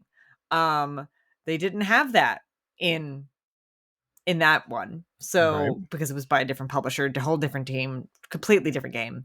But when I saw how many, I was like, oh yeah, let me look at this accessibility things. And I just kept scrolling. There was so many. And I was like, this is impressive. Like they really wanted anybody who wanted to enjoy this game to be able to enjoy this game. And that was impressive to me. I just thought that was neat. And so they deserve it for that alone for me. Yeah, like I said, for a personal one from the group at Insomniac, they'll never listen to this, but I greatly thank you for letting my daughter enjoy and play this game no different than anybody else and to have fun with it. And the laughter she had, you guys would get a kick out of. So that's my personal bit to them. So our next category we're going to jump into, this one I think Rachel's going to have a lot more to say on it. I don't know as much for these, but this is the best performance. We're going to be getting Ben Starr for Final Fantasy 16, Cameron Monaghan for Star Wars Jedi Survivor, Idris Elba for Cyberpunk 2077 Phantom Liberty, Melanie LeBird for Alan Wake 2, Neil Newborn for Baldur's Gate 3, and finally Yuri Lowenthal for Marvel's Spider-Man 2. So, Steven, we're going to start off with you on this one. What is your choice for who you think should win, and who do you think is going to win by popular vote? So it's interesting because two people on here have had time to hone their craft because it's the second game in their series. Mm-hmm. So I'm not going to really consider them because they're both just talking in their regular voice. And they're not really putting any emphasis unless you count Yuri Lowenthal growling once in a while when he's trying to be mean and I think it's going to be between Ben Starr and Neil Newborn because they've both been very proficient on all of social media, embracing with the community, doing fun little things in their voices. And I think overall, because of the complexity in it, even though I would think Ben Starr would win, who should win, I think would be Neil Newborn because he's got to do like, I don't know how many different takes depending on the dialogue tree you're picking. So kudos to him because he's basically got to do what they call phraseology, saying, I need you to say the same line, but now you're pissed. You're not happy. So I think it should go to him. Okay. Chris, what about you? What are your choices for this, and who do you think is going to win in the end? Sadly, I don't know enough about these guys to really put a thing in. But I'd probably go with Neil Newborn. Okay. Rachel, I know you have a lot to say about this one, so the floor is yours. I would love Yuri Lowenthal to win. Honestly, not just because I love Spider-Man, but Yuri's a cool guy. He's just a cool dude. He's been in the voice acting business for years. I don't even know if he's won an award like this at the Game Awards. Like, I don't know. If someone can figure that out, let me know. I don't think he has, though. And yes, this is the second game in the series. Was he even nominated in the first time? Like, was he? I don't think so. I think I would have known if he had been, but if someone wants to look that up, I would love for him to win because I just think it would be cool for him to win that for this because he literally said in an interview, I could play Spider-Man until the day I died if they let me. Like, that's literally basically what he said. And I think that would be really cool for him to win. Who I think it's going to be between, it's going to be Ben Starr and Neil. Both very impressive work. And I think that was like Ben's first like really, really, really big thing. Like that was a big role for him in Final Fantasy 16. Like, and the characters mean a lot to him. The character that he plays means a lot to him. And Neil's kind of the same way with Astarion. Like, and you're right, he is doing really weird, hilarious, funny things on social media in the voice. Like, who's the goose that's on the loose? Gustarion. And someone literally made a Gustarion plush. It's hysterical. But Like, and what he did is very impressive. So I really think it'll be between Ben and Neil. I'm leaning more toward Neil winning just because of the sheer amount of lines that he likely had to record. And it's very impressive. Like, he went so hard on his characterization for this for Astarion that Astarion's giggle has made its way into the man's normal speech. I'm not even remotely joking. Like, he even said it. He's like, I will find myself when I start to laugh. I don't laugh the way I used to anymore. I start to do the giggle. Oh, and God. you know when a character means that much to someone that portrays them, that little elements like that sneak their way into just your everyday life. That is cool. That is dedication, and that is someone who cares. And that's why I think Neil will probably end up winning. And I kind of hope he does, because he seems like a really fun guy. So I don't know. Voice acting is fun. And it's really fun, and it's not easy either. Like, have you guys looked into voice acting or anything like I that? have. Okay. It's an uphill battle. It is not easy, because there are people in there in the acting world, right? And there are actors out there that are very good at voice acting. For example, believe it or not, Christian Bale is an excellent voice actor. But not every movie actor, movie star, can do voice acting, because there's a weird disconnect.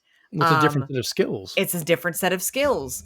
Yeah, but they don't always know that. Yeah, and they don't, and you're right, they don't always realize that until after they have a voice acting role, or during when they have a voice acting role.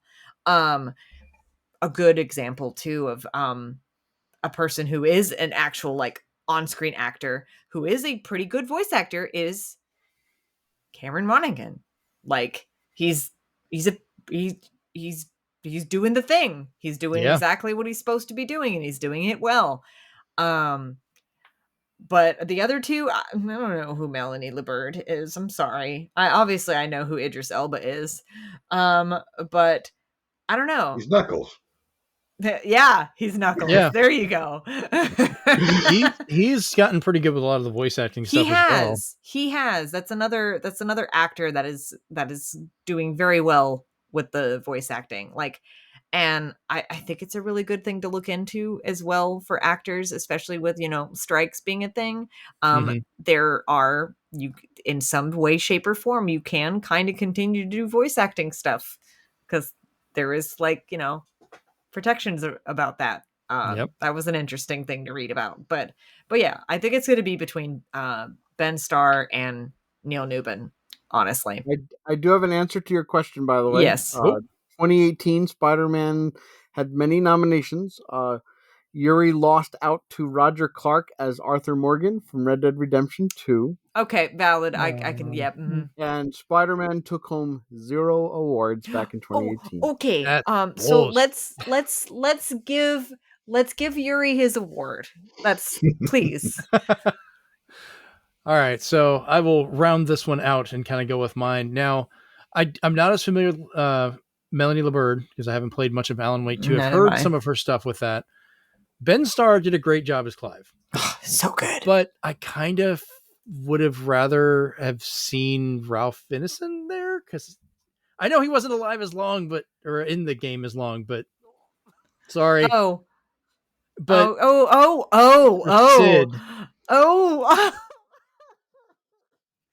going to have to edit that out. No one will know. Ladies and gentlemen, Tom Holland. I've been trying to keep the thought going in my head while you guys were talking. Like, I need to get in here and say something before I forget it. And it just slipped out. My bad.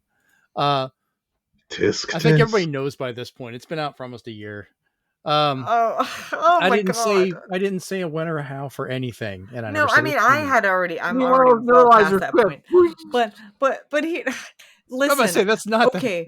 Okay, Jeremy, I agree with you, because man, that voice. It's memorable. Oh my God. It stuck with me. That was like, okay. So nothing wrong with Ben Starr at all. I'm just saying, personally, lyrical. I think he should be on this one. Cameron Monaghan, I think, has done a great job, but I agree. It's just like with Idris Elba. It's their natural voice. Mm-hmm. I'm not saying that's easy. I'm not saying they're not putting work into it, but it's kind of, they have the voices and the attitude to go with that. Yuri Lowenthal is one of the best Spider-Man I've ever heard.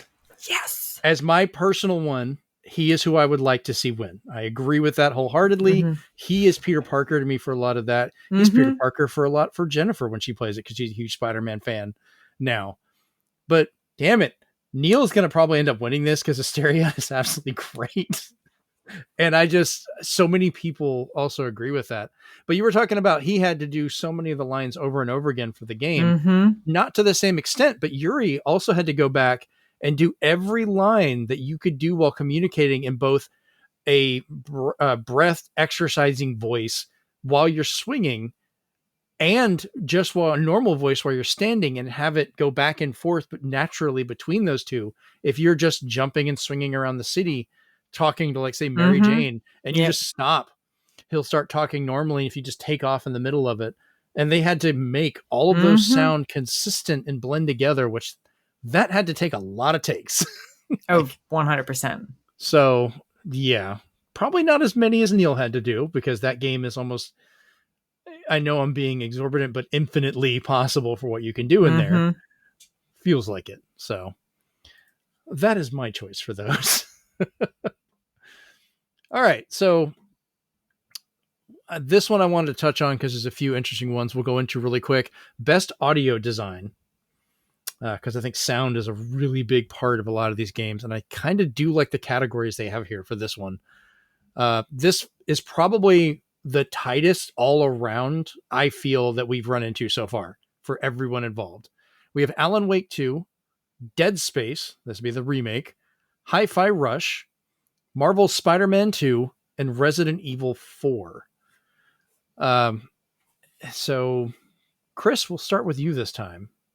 Which one out of these do you think would you want, or do you think is going to win? I think at least one category is going to be won by a Remedy game, and I think it might be this one. Alan Wake 2 has some amazing moments, including, I'm not going to say how, but there is in fact a musical number. Yeah, don't pull a Jeremy. It is incredible. Really?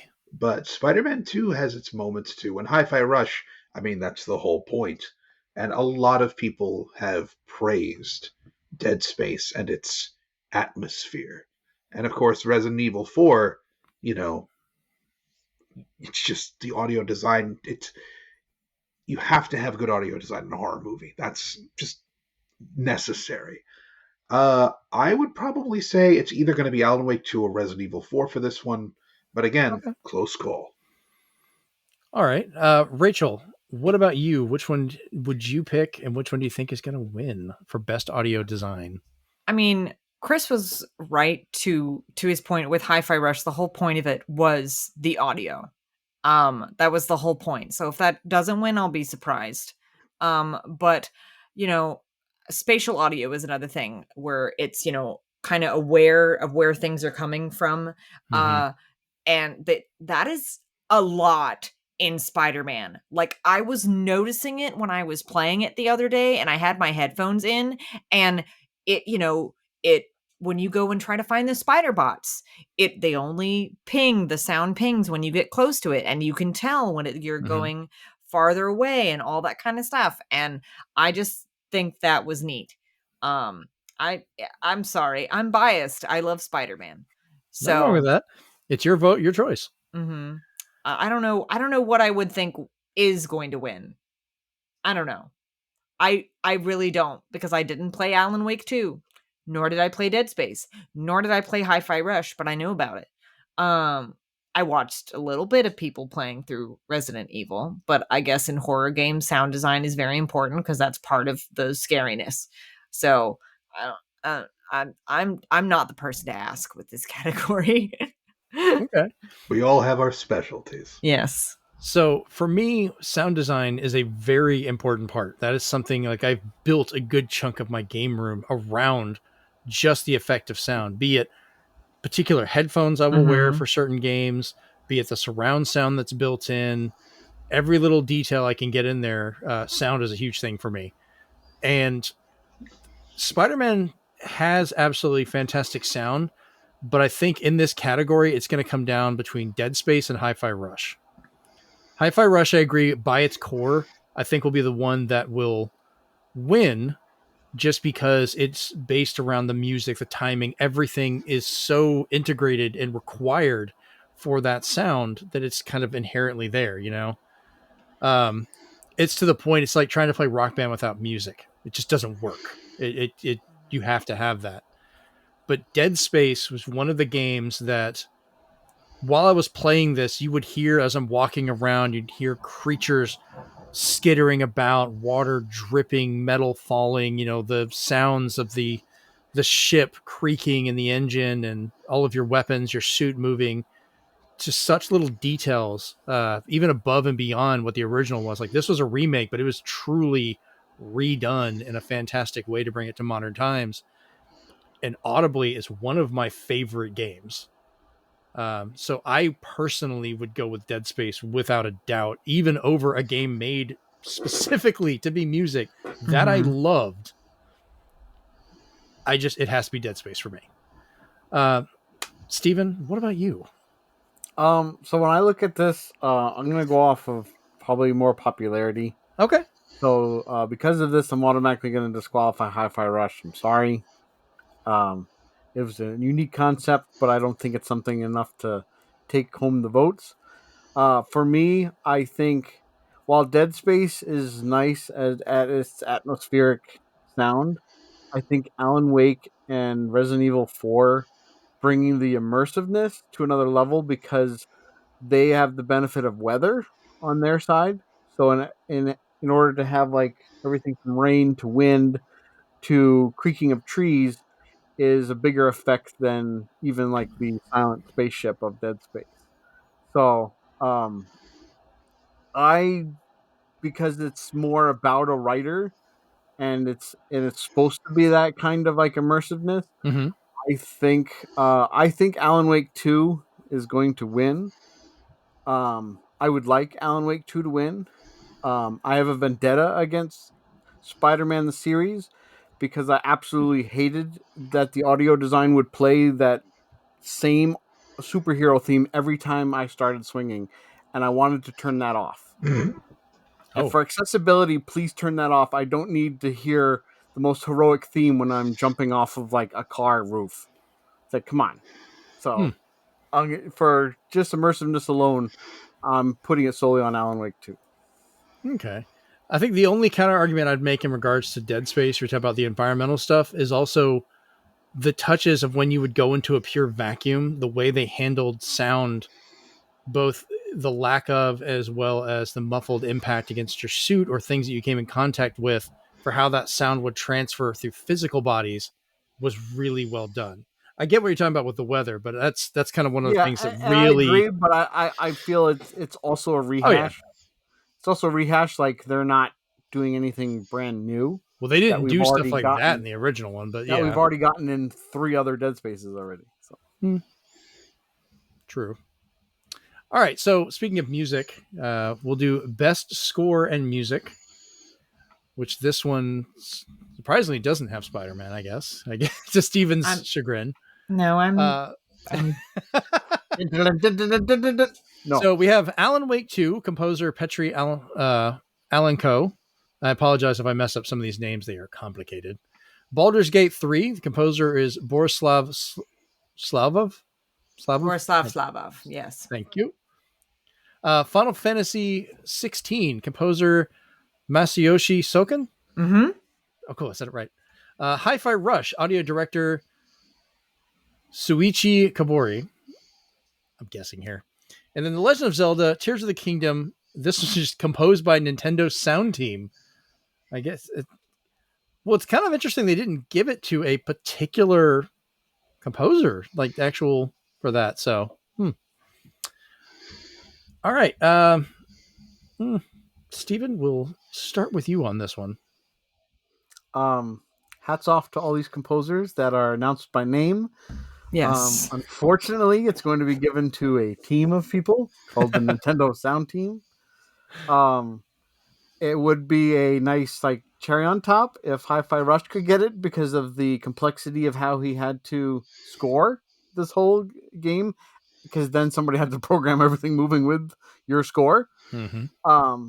But again, for everything from just how you feel when you hear certain music and certain enemies coming to just the feeling of when you're in flight. I'm going to give it to Tears of the Kingdom. Both I want it to win and it's going to win. Okay. All right, Chris, what about you? For the same reason as before, I'll probably go with Alan Wake 2, if only because it offers a lot of surprises in terms of ambiance, in terms of actual musical score, and it really gets you in whatever moment they want you to be in. You know, um, I guess I'm a little bitter at Tears of the Kingdom and the Breath of the Wild duology in general for making things more into ambient noise than actual leitmotifs, which I kind of miss. They did a little better with Tears of the Kingdom, but I still miss the actual themes. But that's just me. Okay. Rachel, what about you? So I think probably Tears of the Kingdom is going to win. That's what I would think is going to. I would say I think that Baldur's Gate 3 is going to win because the music is really dang good. Like, I mean, really dang good. But then I also think about like some of the choral stuff in it, which all I can think of is the da da da da. You know what I'm talking about, right? Yep. Jeremy? Yeah, Mm-hmm. that's all I can hear forever. Forever, amen. So music is very important to me. I'm one of those people that will go out and buy a video game soundtrack, like hands down, especially if it makes me feel something. And Final Fantasy 16 had a really good soundtrack. It did not, however, make me feel the same way that the 15 soundtrack made me feel. I guess it's just the Yoko Shimamura effect. I don't know. She did not do the music for this one. It was this other person. Masayoshi Soken. She's Yes. pretty powerful. Yes. It made me feel something, but it was not quite the same for me. But I would, just knowing what Hi-Fi Rush is about and how complicated, like technically complicated that likely was with timing and all of that in the game, considering the game is based around music and timing, that's impressive. And I think that alone, I would like for them to win this award. But okay. So I'm probably going to have this, I guess, my hot take for this one, but I don't think Zelda should have been in this category. Oh, I agree with you, but I still think it's going to win. I think should have been in the last category for its environmental sound and things like that. And it feels weird it was not put in there. Because I agree, like the music is really nice. There's very good music in this, but Chris, you're correct where they're more focused on the environmental sound for a lot of the times, and the music kind of comes in for certain parts. Like it's there for the story. You know, if you're riding the horse, you'll get the theme kind of hinting in and things like that. It's very nice, but it doesn't feel as impactful and I kind of glad they didn't focus too much on that. I liked the environmental sound of hearing nature and everything going around and kind of telling what was going on with that. I agree also with Rachel. Final Fantasy 16's music, while nice, wasn't the biggest impact of it. I think visually and storytelling is where that one really succeeds and pushes for that. Baldur's Gate 3, I really haven't noticed the music as much. A lot of times I'm playing it on a Steam Deck, so I don't even have it turned up all the time, and it's just gameplay wise for that. Alan Wake 2, I need to play more of. I've seen things of it. but it's one of those I need to just go ahead and break down and get it. I don't think I'm going to be waiting for a physical copy anytime soon. So who knows? Maybe I'll get it beginning of next year or something.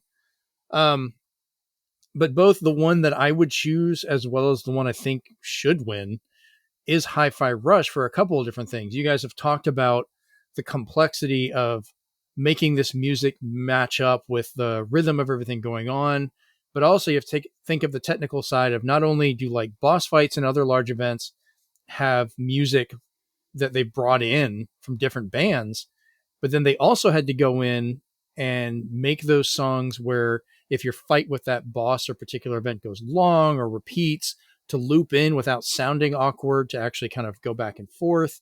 As well, if you're streaming it, they had to also make music that fit that same tempo, rhythm, or other feature to whatever music they brought in that they have written for the streaming mode that still matches, still sounds good.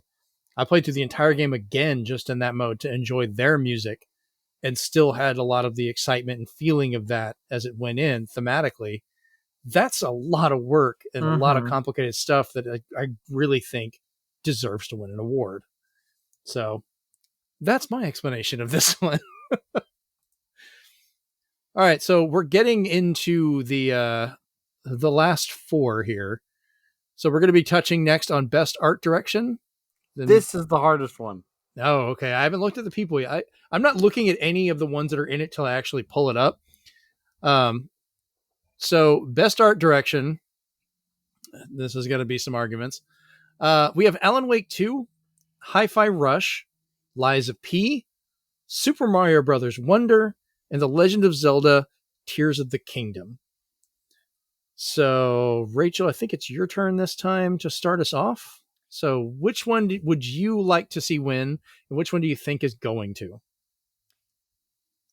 have a very confused look on your face. I don't, because the only game on this list that I have played is Tears of the Kingdom. Okay. And it's a beautiful game. Is there anything different in it art-wise than from the last one? Not really. Not really. There's some improvement with the shading. Well, yeah, go ahead. Yeah, there's some improvement with the shading and the textures and all that kind of stuff. But it was already the first one. I mean, it wasn't really broke, so they didn't really have that much to fix. So I don't. Was it nominated for this category last year? I don't know. Obviously it didn't win, because if it had, I don't think it would be in this year. That's generally how that works with these kind of awards, right? Even for the previous game, you know. So I don't know what I want to win with this. I know what I think might win. It's hard. It's hard. Like, I mean, it's got very, like, from what I've seen, you know, so here's a thing with the cell shaded stuff, right? And how that works and how impressive that is. Similarities between, with it being cell shaded, Zelda and Hi-Fi Rush. That's kind of artsy, pseudo the same thing, but not really, if that makes sense. They're different game types. They're very different games, but they are beautiful. They are gorgeous. I don't know enough about the other games to have an opinion on them, other than Lies of P looks very pretty. But I don't know what I think would win. I don't have a leg to stand on this. Like I said, I don't have an answer for this one, unfortunately. I don't know. Okay, fair enough. It's not something I really, you know, believe it or not, with art in games, like actual, like, viewable, not music art, but like viewable stuff, I look at it and I think, is it pretty? Is it pretty or is it pretty enough for me to enjoy what I am looking at? Do I enjoy what I'm looking at? That is all I pay attention to. I don't really go into the technical aspect of it. That's not the way my mind works in this kind of respect, other than is it aesthetically pleasing? So that's kind of probably why this is not a category I necessarily care about. So, yeah. Okay. Fair enough. So, Alan Wake 2, from what I've seen of that, has been really nicely done for the way they've kind of brought together, the town environment and all the other stuff. Like, it is really nice looking. Hi-Fi Rush, I thought, was a technical achievement just because it's not just the cell shading, but the entire world is animated to the music, like keeping up with all of that and the timing of it. Because this, if we're going to go by Steven's rule of reading this, outstanding creative and or technical achievement in artistic design and animation. Animation is a big part of Hi-Fi Rush. That game feels like a moving cartoon, and I don't mean that in a sarcastic way. I mean actually looking at it, all the little touches and details, it's really fun. Lies of P I have not played, but what I have seen of it, it is very gothic art style, like very beautifully done for a lot of that. And it is a pretty looking game for sure. It kind of just reminds me of like Bloodborne and stuff, where it's just kind of taking that same theme. Mario Brothers Wonder, I don't take this wrong, Rachel. I think you're kind of looking at it going, well, it's a Mario game, so it's going to fit in with that same theme. And that's like looking at Final Fantasy VII and said, well, this new one doesn't look any different because there was a Final Fantasy VII before it. They may have made technical advancements, but it's the same character design, so it doesn't count. They did a lot in Mario Wonder. They completely rebuilt it down to the animation, the styling of it and everything, especially with the Wonder powers, like how many weird, nothing like it's been done in Mario. I haven't played it, so I don't know. I'm have an opinion on it. So that's what I said. It's not bad. Yeah. And then Tears of the Kingdom did a lot of really good details with the animation. I thought the environments and things were great, but a lot of that was kind of based from Breath of the Wild. That's not a bad thing, but it is carried over for a good reason. I think both from what even the little bit I've seen and what I hope would actually win this one is both going to be Alan Wake 2. Because that has been very visually impressive. Mind you, I haven't seen as much. I haven't got a chance to play it really. So I'm hoping I'm not just going by like they're showing the good parts. I'm hoping that they're actually showing I've seen in reviews and things, good bits of it. So, Steven, what about you? What are your choices for this one? So it's interesting because I think a lot of people are going to vote a specific way with this category. And the main theme, I think, will be set pieces. So I will give it to Hi-Fi Rush. Like, even its trailer, you could mistake it for an animated cartoon. It looked phenomenal. Was there stuff you'd use photo mode for? Perhaps. Looking, which is going to sound weird coming from me, but Legend of Zelda Tears of the Kingdom, I feel like you really didn't do much. It's the same art style. You could show us a screenshot and people would forget which game it's from, of either or. And I feel that since they broke the mold, they might get more attention for Super Mario Wonder. When I'm just like, okay, so you finally became Rayman for once, Mario. Like, good for you not being a static, looking one way anymore. Right. So that helped to finally have an attitude and a brand new voice to boot. However, I think it's really going to come down to both Alan Wake 2 and Lies of P. And both of them are going to have their fans of the set pieces, stuff that they could just pan the camera over, take a photo, and be like, this looks amazing. So I think it really comes down to people's tastes here, right? Do you want gothic or do you want horror? Well, one's gothic horror, so I would like Lies of P to win, but I agree that on name alone, I think Alan Wake 2 will take it. Wouldn't be shocked though that just because it broke the mold, Wonder gets it. All right. Chris, what about you? I actually want Wonder to win for all the reasons Steve said it shouldn't, but that's just because I'm an animation buff. The fact that Mario can jump and look exactly the way he did in the Super Mario Brothers NES box strikes a chord with me. I am very big on games looking the way the box art does, and I have not seen a game do that so well as Mario Wonder. So I am very biased, but I believe all of these are strong contenders. I think Lies of P will probably take it, though. Interesting. All right. Yeah, very interesting. I actually thought you would have gone the Alan Wake 2 route for that one, but all right. So our next category, with a few left, is Best Narrative. So we've got Alan Wake 2, Baldur's Gate 3, Cyberpunk 2077 Phantom Liberty, Final Fantasy 16, and Marvel's Spider-Man 2. So for this one, both in what I think is going to win and what I would probably choose is going to be Baldur's Gate 3. That game is nothing but a narrative. It is nothing but the potential of story. And there is no better story or narrative than the one that you make with your own adventures and doing things. And they've done such a great job with that I feel and I think they will be awarded for it. Steven, what about you? So looking at this, it's going to be funny because I believe, even though it's about a writer, that Alan Wake 2 is not going to win. I think it's going to come down to either Baldur's Gate 3 and Spider-Man 2, honestly. Baldur's Gate 3 because of the narrative that you choose. So the narrative development is up to you. You can be a monster and do some of the harshest, most horrible decisions, or your narrative can be you're heading down a path of light. So I feel that takes really good storytelling, as in any D&D DM would say.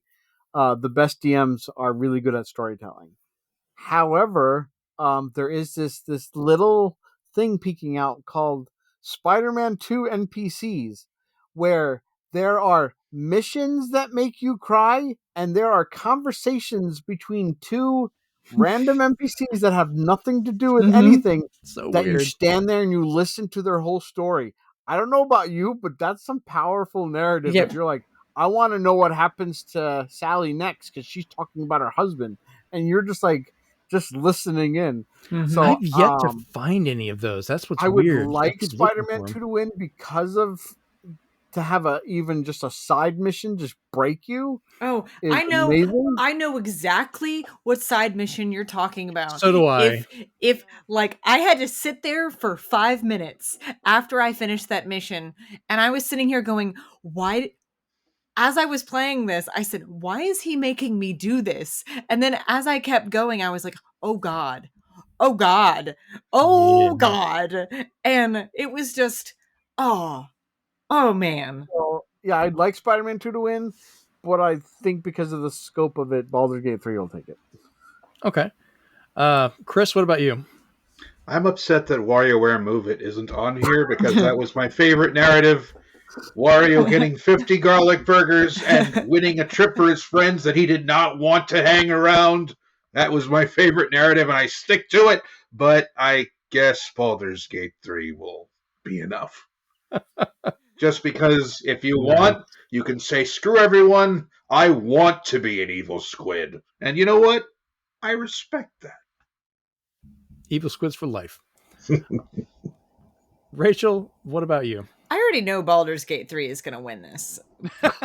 But on one hand, she's not wrong. To Steven's point, I would love Marvel's, Spider-Man 2 to win. But here's the thing.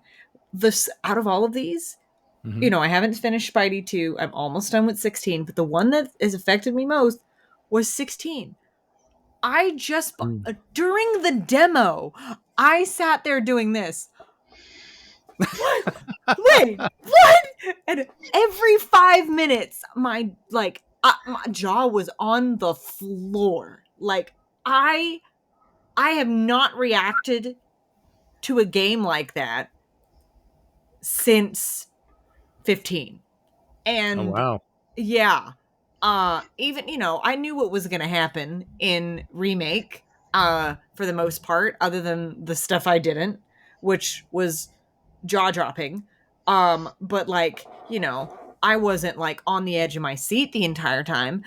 16, I'm sitting here going, I'm crawling up the back of my chair. I'm like, what is happening here? And I'm like, and this was also like while I was streaming it too. And I'm sitting here like, I'm probably going to have to stop streaming this because I'm going to get to a point in this game where I'm like, no, I shouldn't be. No. But like, I really, just with how much the story affected me, not just with the writing, but with how well things were portrayed and how deep it was. I would love for 16 to win with this. I really would. Okay. At some point, I need to crank mine back up and let you know where I'm at, so we can kind of talk about some of it. Yeah, I don't know where I'm at either right now. I don't remember. All right, so our penultimate category, for those of you who don't read, this is second to last. Best game direction. So the options we have for this one are Alan Wake 2, Baldur's Gate 3, Marvel's Spider-Man 2, Super Mario Brothers Wonder, and The Legend of Zelda Tears of the Kingdom. Chris, I believe it is your turn to start us off with this. What is your choice for this one, and who do you think is going to win? I would probably say Baldur's Gate because they wrote so many instances where you can just screw around, and there are so many different endings for it too. Mm-hmm. Otherwise, if that wasn't on here, I would probably say Alan Wake 2 because you're juggling several different characters' stories and they all meld together or go in incredibly weird directions. So, yeah, that's my vote. All right. Rachel, what's your choice for this one and who you think's going to win? I think Baldur's Gate 3 is going to win. This is like getting toward the, it's the two biggest categories coming up here. Yeah. And I honestly think Baldur's Gate 3 is going to win. And, they did a lot. There is a lot going on with this game. And it's so impressive. I almost I want them to win too. But at the same time, I look at Spider-Man. I'm like, but I know it's not. And I know comparatively, it's it's a good game, but it's a Spider-Man game. Like, I would love for Spider-Man to get it, but do I think it will? No. And I don't, you can like a game, but it doesn't have to win the award. Exactly. Right. Exactly. And I'm not even going to think about Tears of the Kingdom on this because so many people will vote for that just because it's Tears of the Kingdom. Yes. So for me, best game direction, what I think is going to win, obviously, is going to be Baldur's Gate 3. I agree. There are so many different things that the direction of being able to give you the ability to do this and continue the story. I'd almost want to say not just because there's so many different ways you can go. I don't know if that's really a focused direction, but Tears of the Kingdom I did like because not only as you explored the world, the way the puzzles were made, the way the building was worked towards it to let you, explore and do these things, the way the story would kind of guide you through as you're finding the tears and figuring out what happened and kind of going from there. It was really an adventure of just exploration that I thought was very well done. Especially interacting with the different people and finding out the different stories of what's been happening to the villages and the townsfolk and how environments have dealt with the time since Breath of the Wild and trying to rebuild since Ganon's demise, and all that fun stuff, or the Spirit Ganon or whatever. I mean, even in that one, like from the moment you start, there's not even a menu. You're just in the game and going. And I loved how that went and just kind of kept going through the whole time. So for me, it's going to be Tears of the Kingdom. Stephen, what about you? You also raised your hand, good sir. Yeah. So for me, when it comes to these, to quote a certain TikTok account, all I can think of is when you're playing all 5 of these titles, how many times are you going, what? No way. So if we go down the line, Alan Wake 2, I'm sorry, you're Resident Evil in the Rain with some added narrative. Baldur's Gate 3, dialogue trees are not new. Who cares that yours was bigger than everybody else? But you're just popular. Spider-Man 2, we've seen it. It's not innovative at all. Mario Brothers Wonder, okay, so you added a little bit. You made Mario's eyes move. Congratulations. Good for that.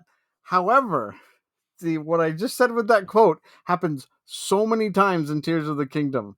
And the fact that you can just disregard some of their design of the game and use your creativity that they've enabled you to do to just play it differently is astounding. So I would like Legend of Zelda Tears of the Kingdom to win, and I think Tears of the Kingdom will win just because of the amount of stuff people have made. Mm-hmm. And I hope people see Baldur's Gate as we did this already. It was called Mass Effect. We already had dialogue trees and different endings. But to make things from just stuff you'd find and make these weird weapons and just motorcycles and Metal Gears, and it's like Tears of the Kingdom. Right. All right. Trying to think that our last category here. Big Mama. It's going to be our game of the year.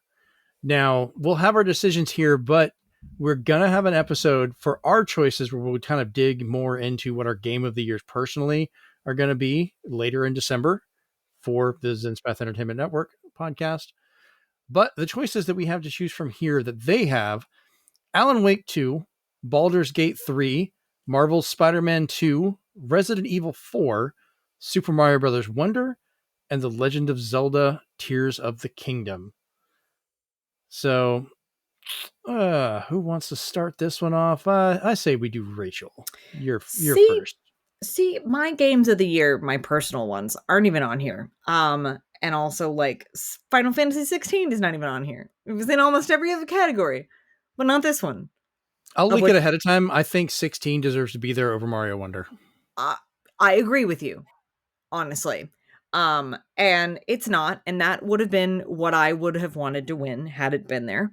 I would want Spider-Man to win in its stead at this point now, just because the other games that I played that I considered my games of the year are not on this for various reasons. So of the listed games, I would want Spider-Man to win because it's the one I've played the most out of all these categories. But do I know what's going to win?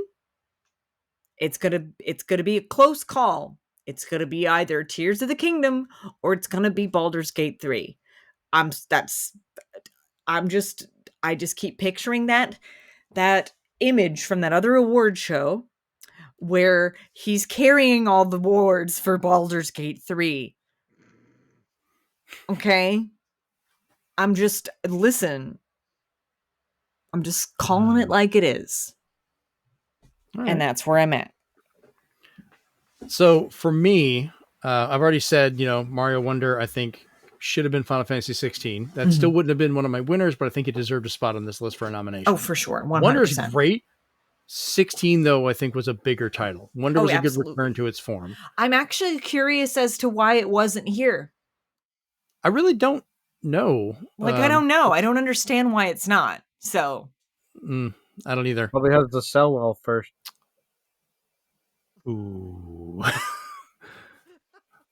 It sold fine, Stephen. I'm sorry, Pikmin 4 outsold it, but that's just me. I wish I had some tea to sip like Kermit does. God, I thought you didn't like Muppets. I said Kermit was okay. He's a frog. He doesn't look like a Muppet. Anyway. You just like him because he's a serial killer. Oh my God. Jesus. So Alan Wake 2, I've heard good things about the story of this one, but I haven't had a chance to play it. So I don't really feel I could, in good conscience, kind of look at that one. Baldur's Gate 3, I've really enjoyed, but we'll see. Marvel Spider-Man 2, I have really liked, but I kind of felt this as the story's gone along. I kind of called it as we were going. Like I enjoyed it, but it's like I already could tell where it was going. Resident Evil 4 I liked back when it came out on GameCube. I mean, for me, it's going to be Tears of the Kingdom, like without a doubt, without a shade. It's not just game of the year for 3D Zelda. It is now my game of the Zeldas. Like it is my favorite 3D Zelda, bar none, at this point, which is saying a lot for me. There has been ones I've enjoyed over the years, but this is the one that if I could only ever play one more Zelda ever, it would be this one because it would just keep going. Like it'd be great. Sadly, though, I kind of think because a lot of people I've seen, as they're talking or voting for things, oh, Nintendo shouldn't be winning this stuff. We've heard too much about Zelda. Oh, it's just a rehash. I think Baldur's Gate 3 is going to end up winning for their choice because of popularity vote and kind of sticking it to Nintendo for some of that. Like Zelda, I think deserves it, like honestly, but people are going to want to go into Baldur's Gate 3, which is not a bad game. It would probably be my second choice, but it's not my number one. So, Steven, what about you? What is yours for game of the year? So it's interesting because I'm going to focus on one word of the description called experience. Mm-hmm. And when it comes to the games that they nominated here, when I think of experience, it's something that either through your play session or otherwise that you can't wait to talk about it with somebody. You can't wait to tell somebody what you did or what you saw. And usually Mario Wonder would easily get into this battle here, but because it is so linear, I feel that's just like a one experience. You can only share like, did you see the Piranha parade? Yes, cool. The end. But it comes down to Baldur's Gate 3 and Tears of the Kingdom. Those you're constantly talking about, like, oh, what decisions did you make? Did you see what happened to that squirrel? What did you do when this person at the camp was just like, I really love you, but she's made out of lava? Like, stuff like that. And then Tears of the Kingdom would be like, you made what? What, you flew on a sled? Oh, you made a motorcycle? You made a tank that or you made a torture chamber for all the moblins? Right. Like, experiences. You killed the dragon with a catapult?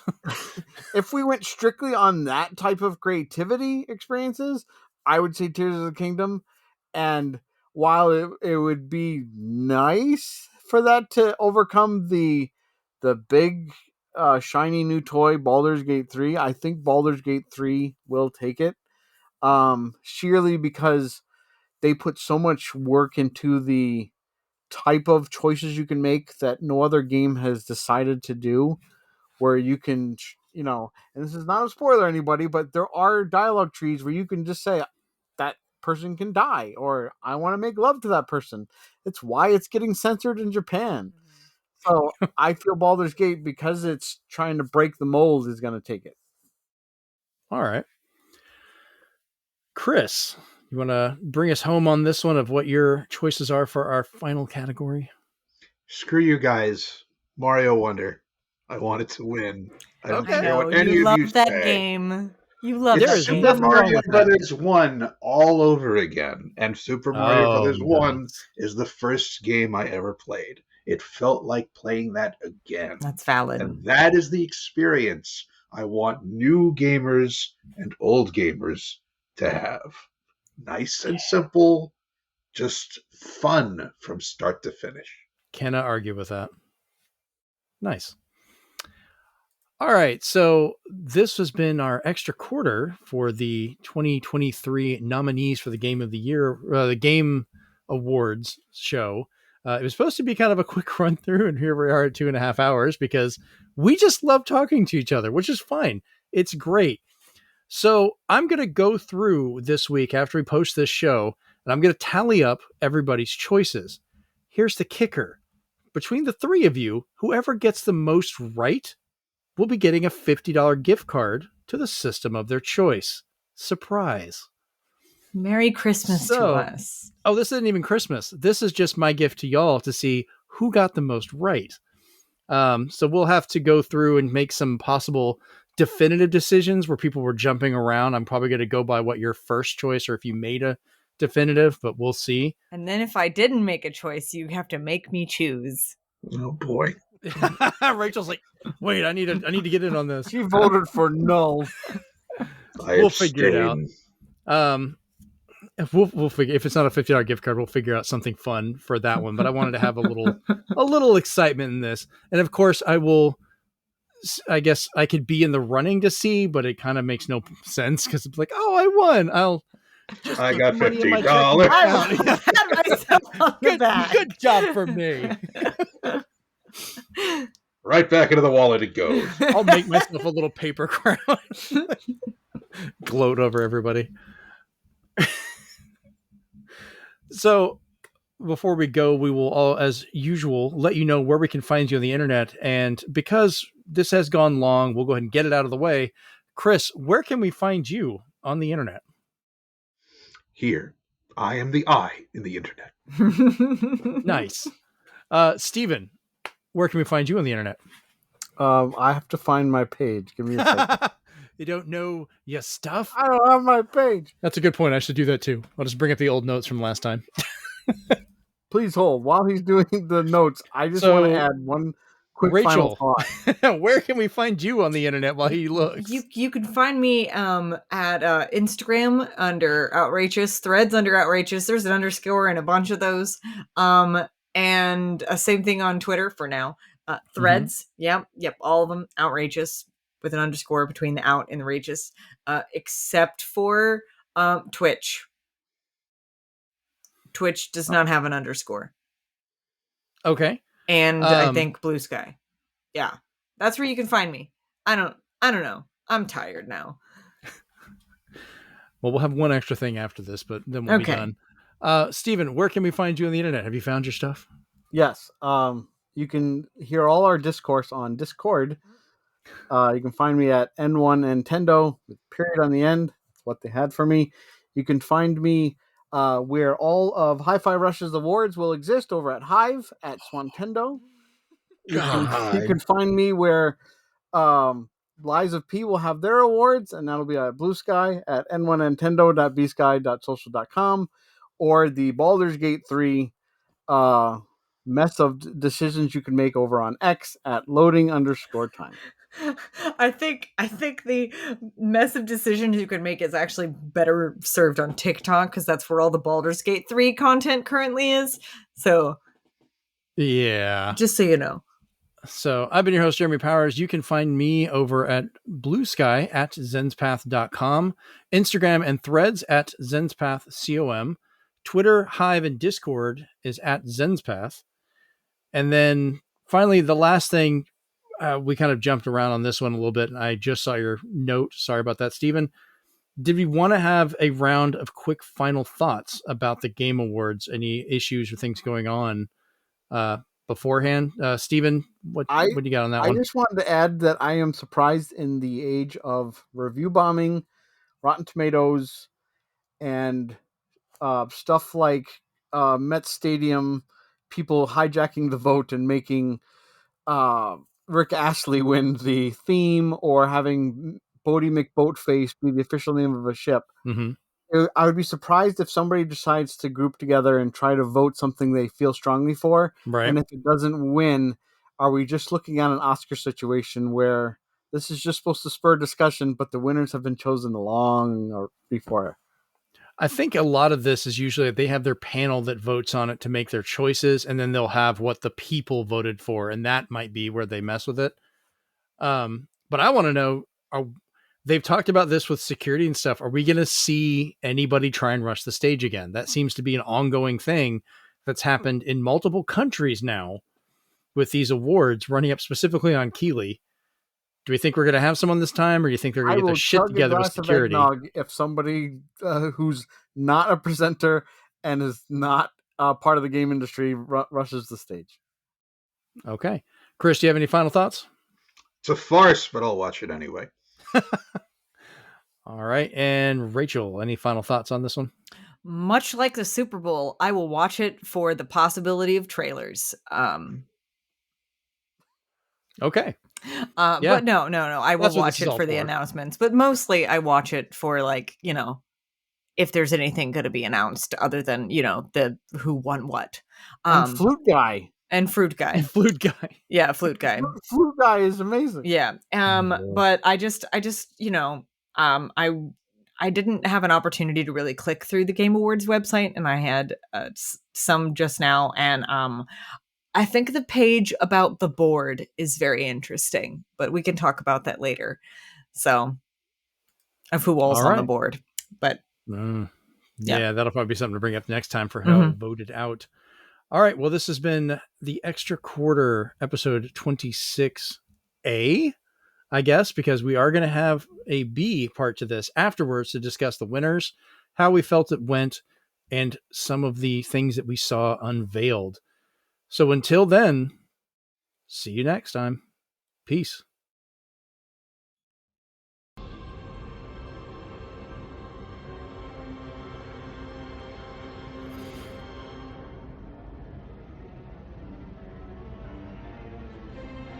Mr. Worf.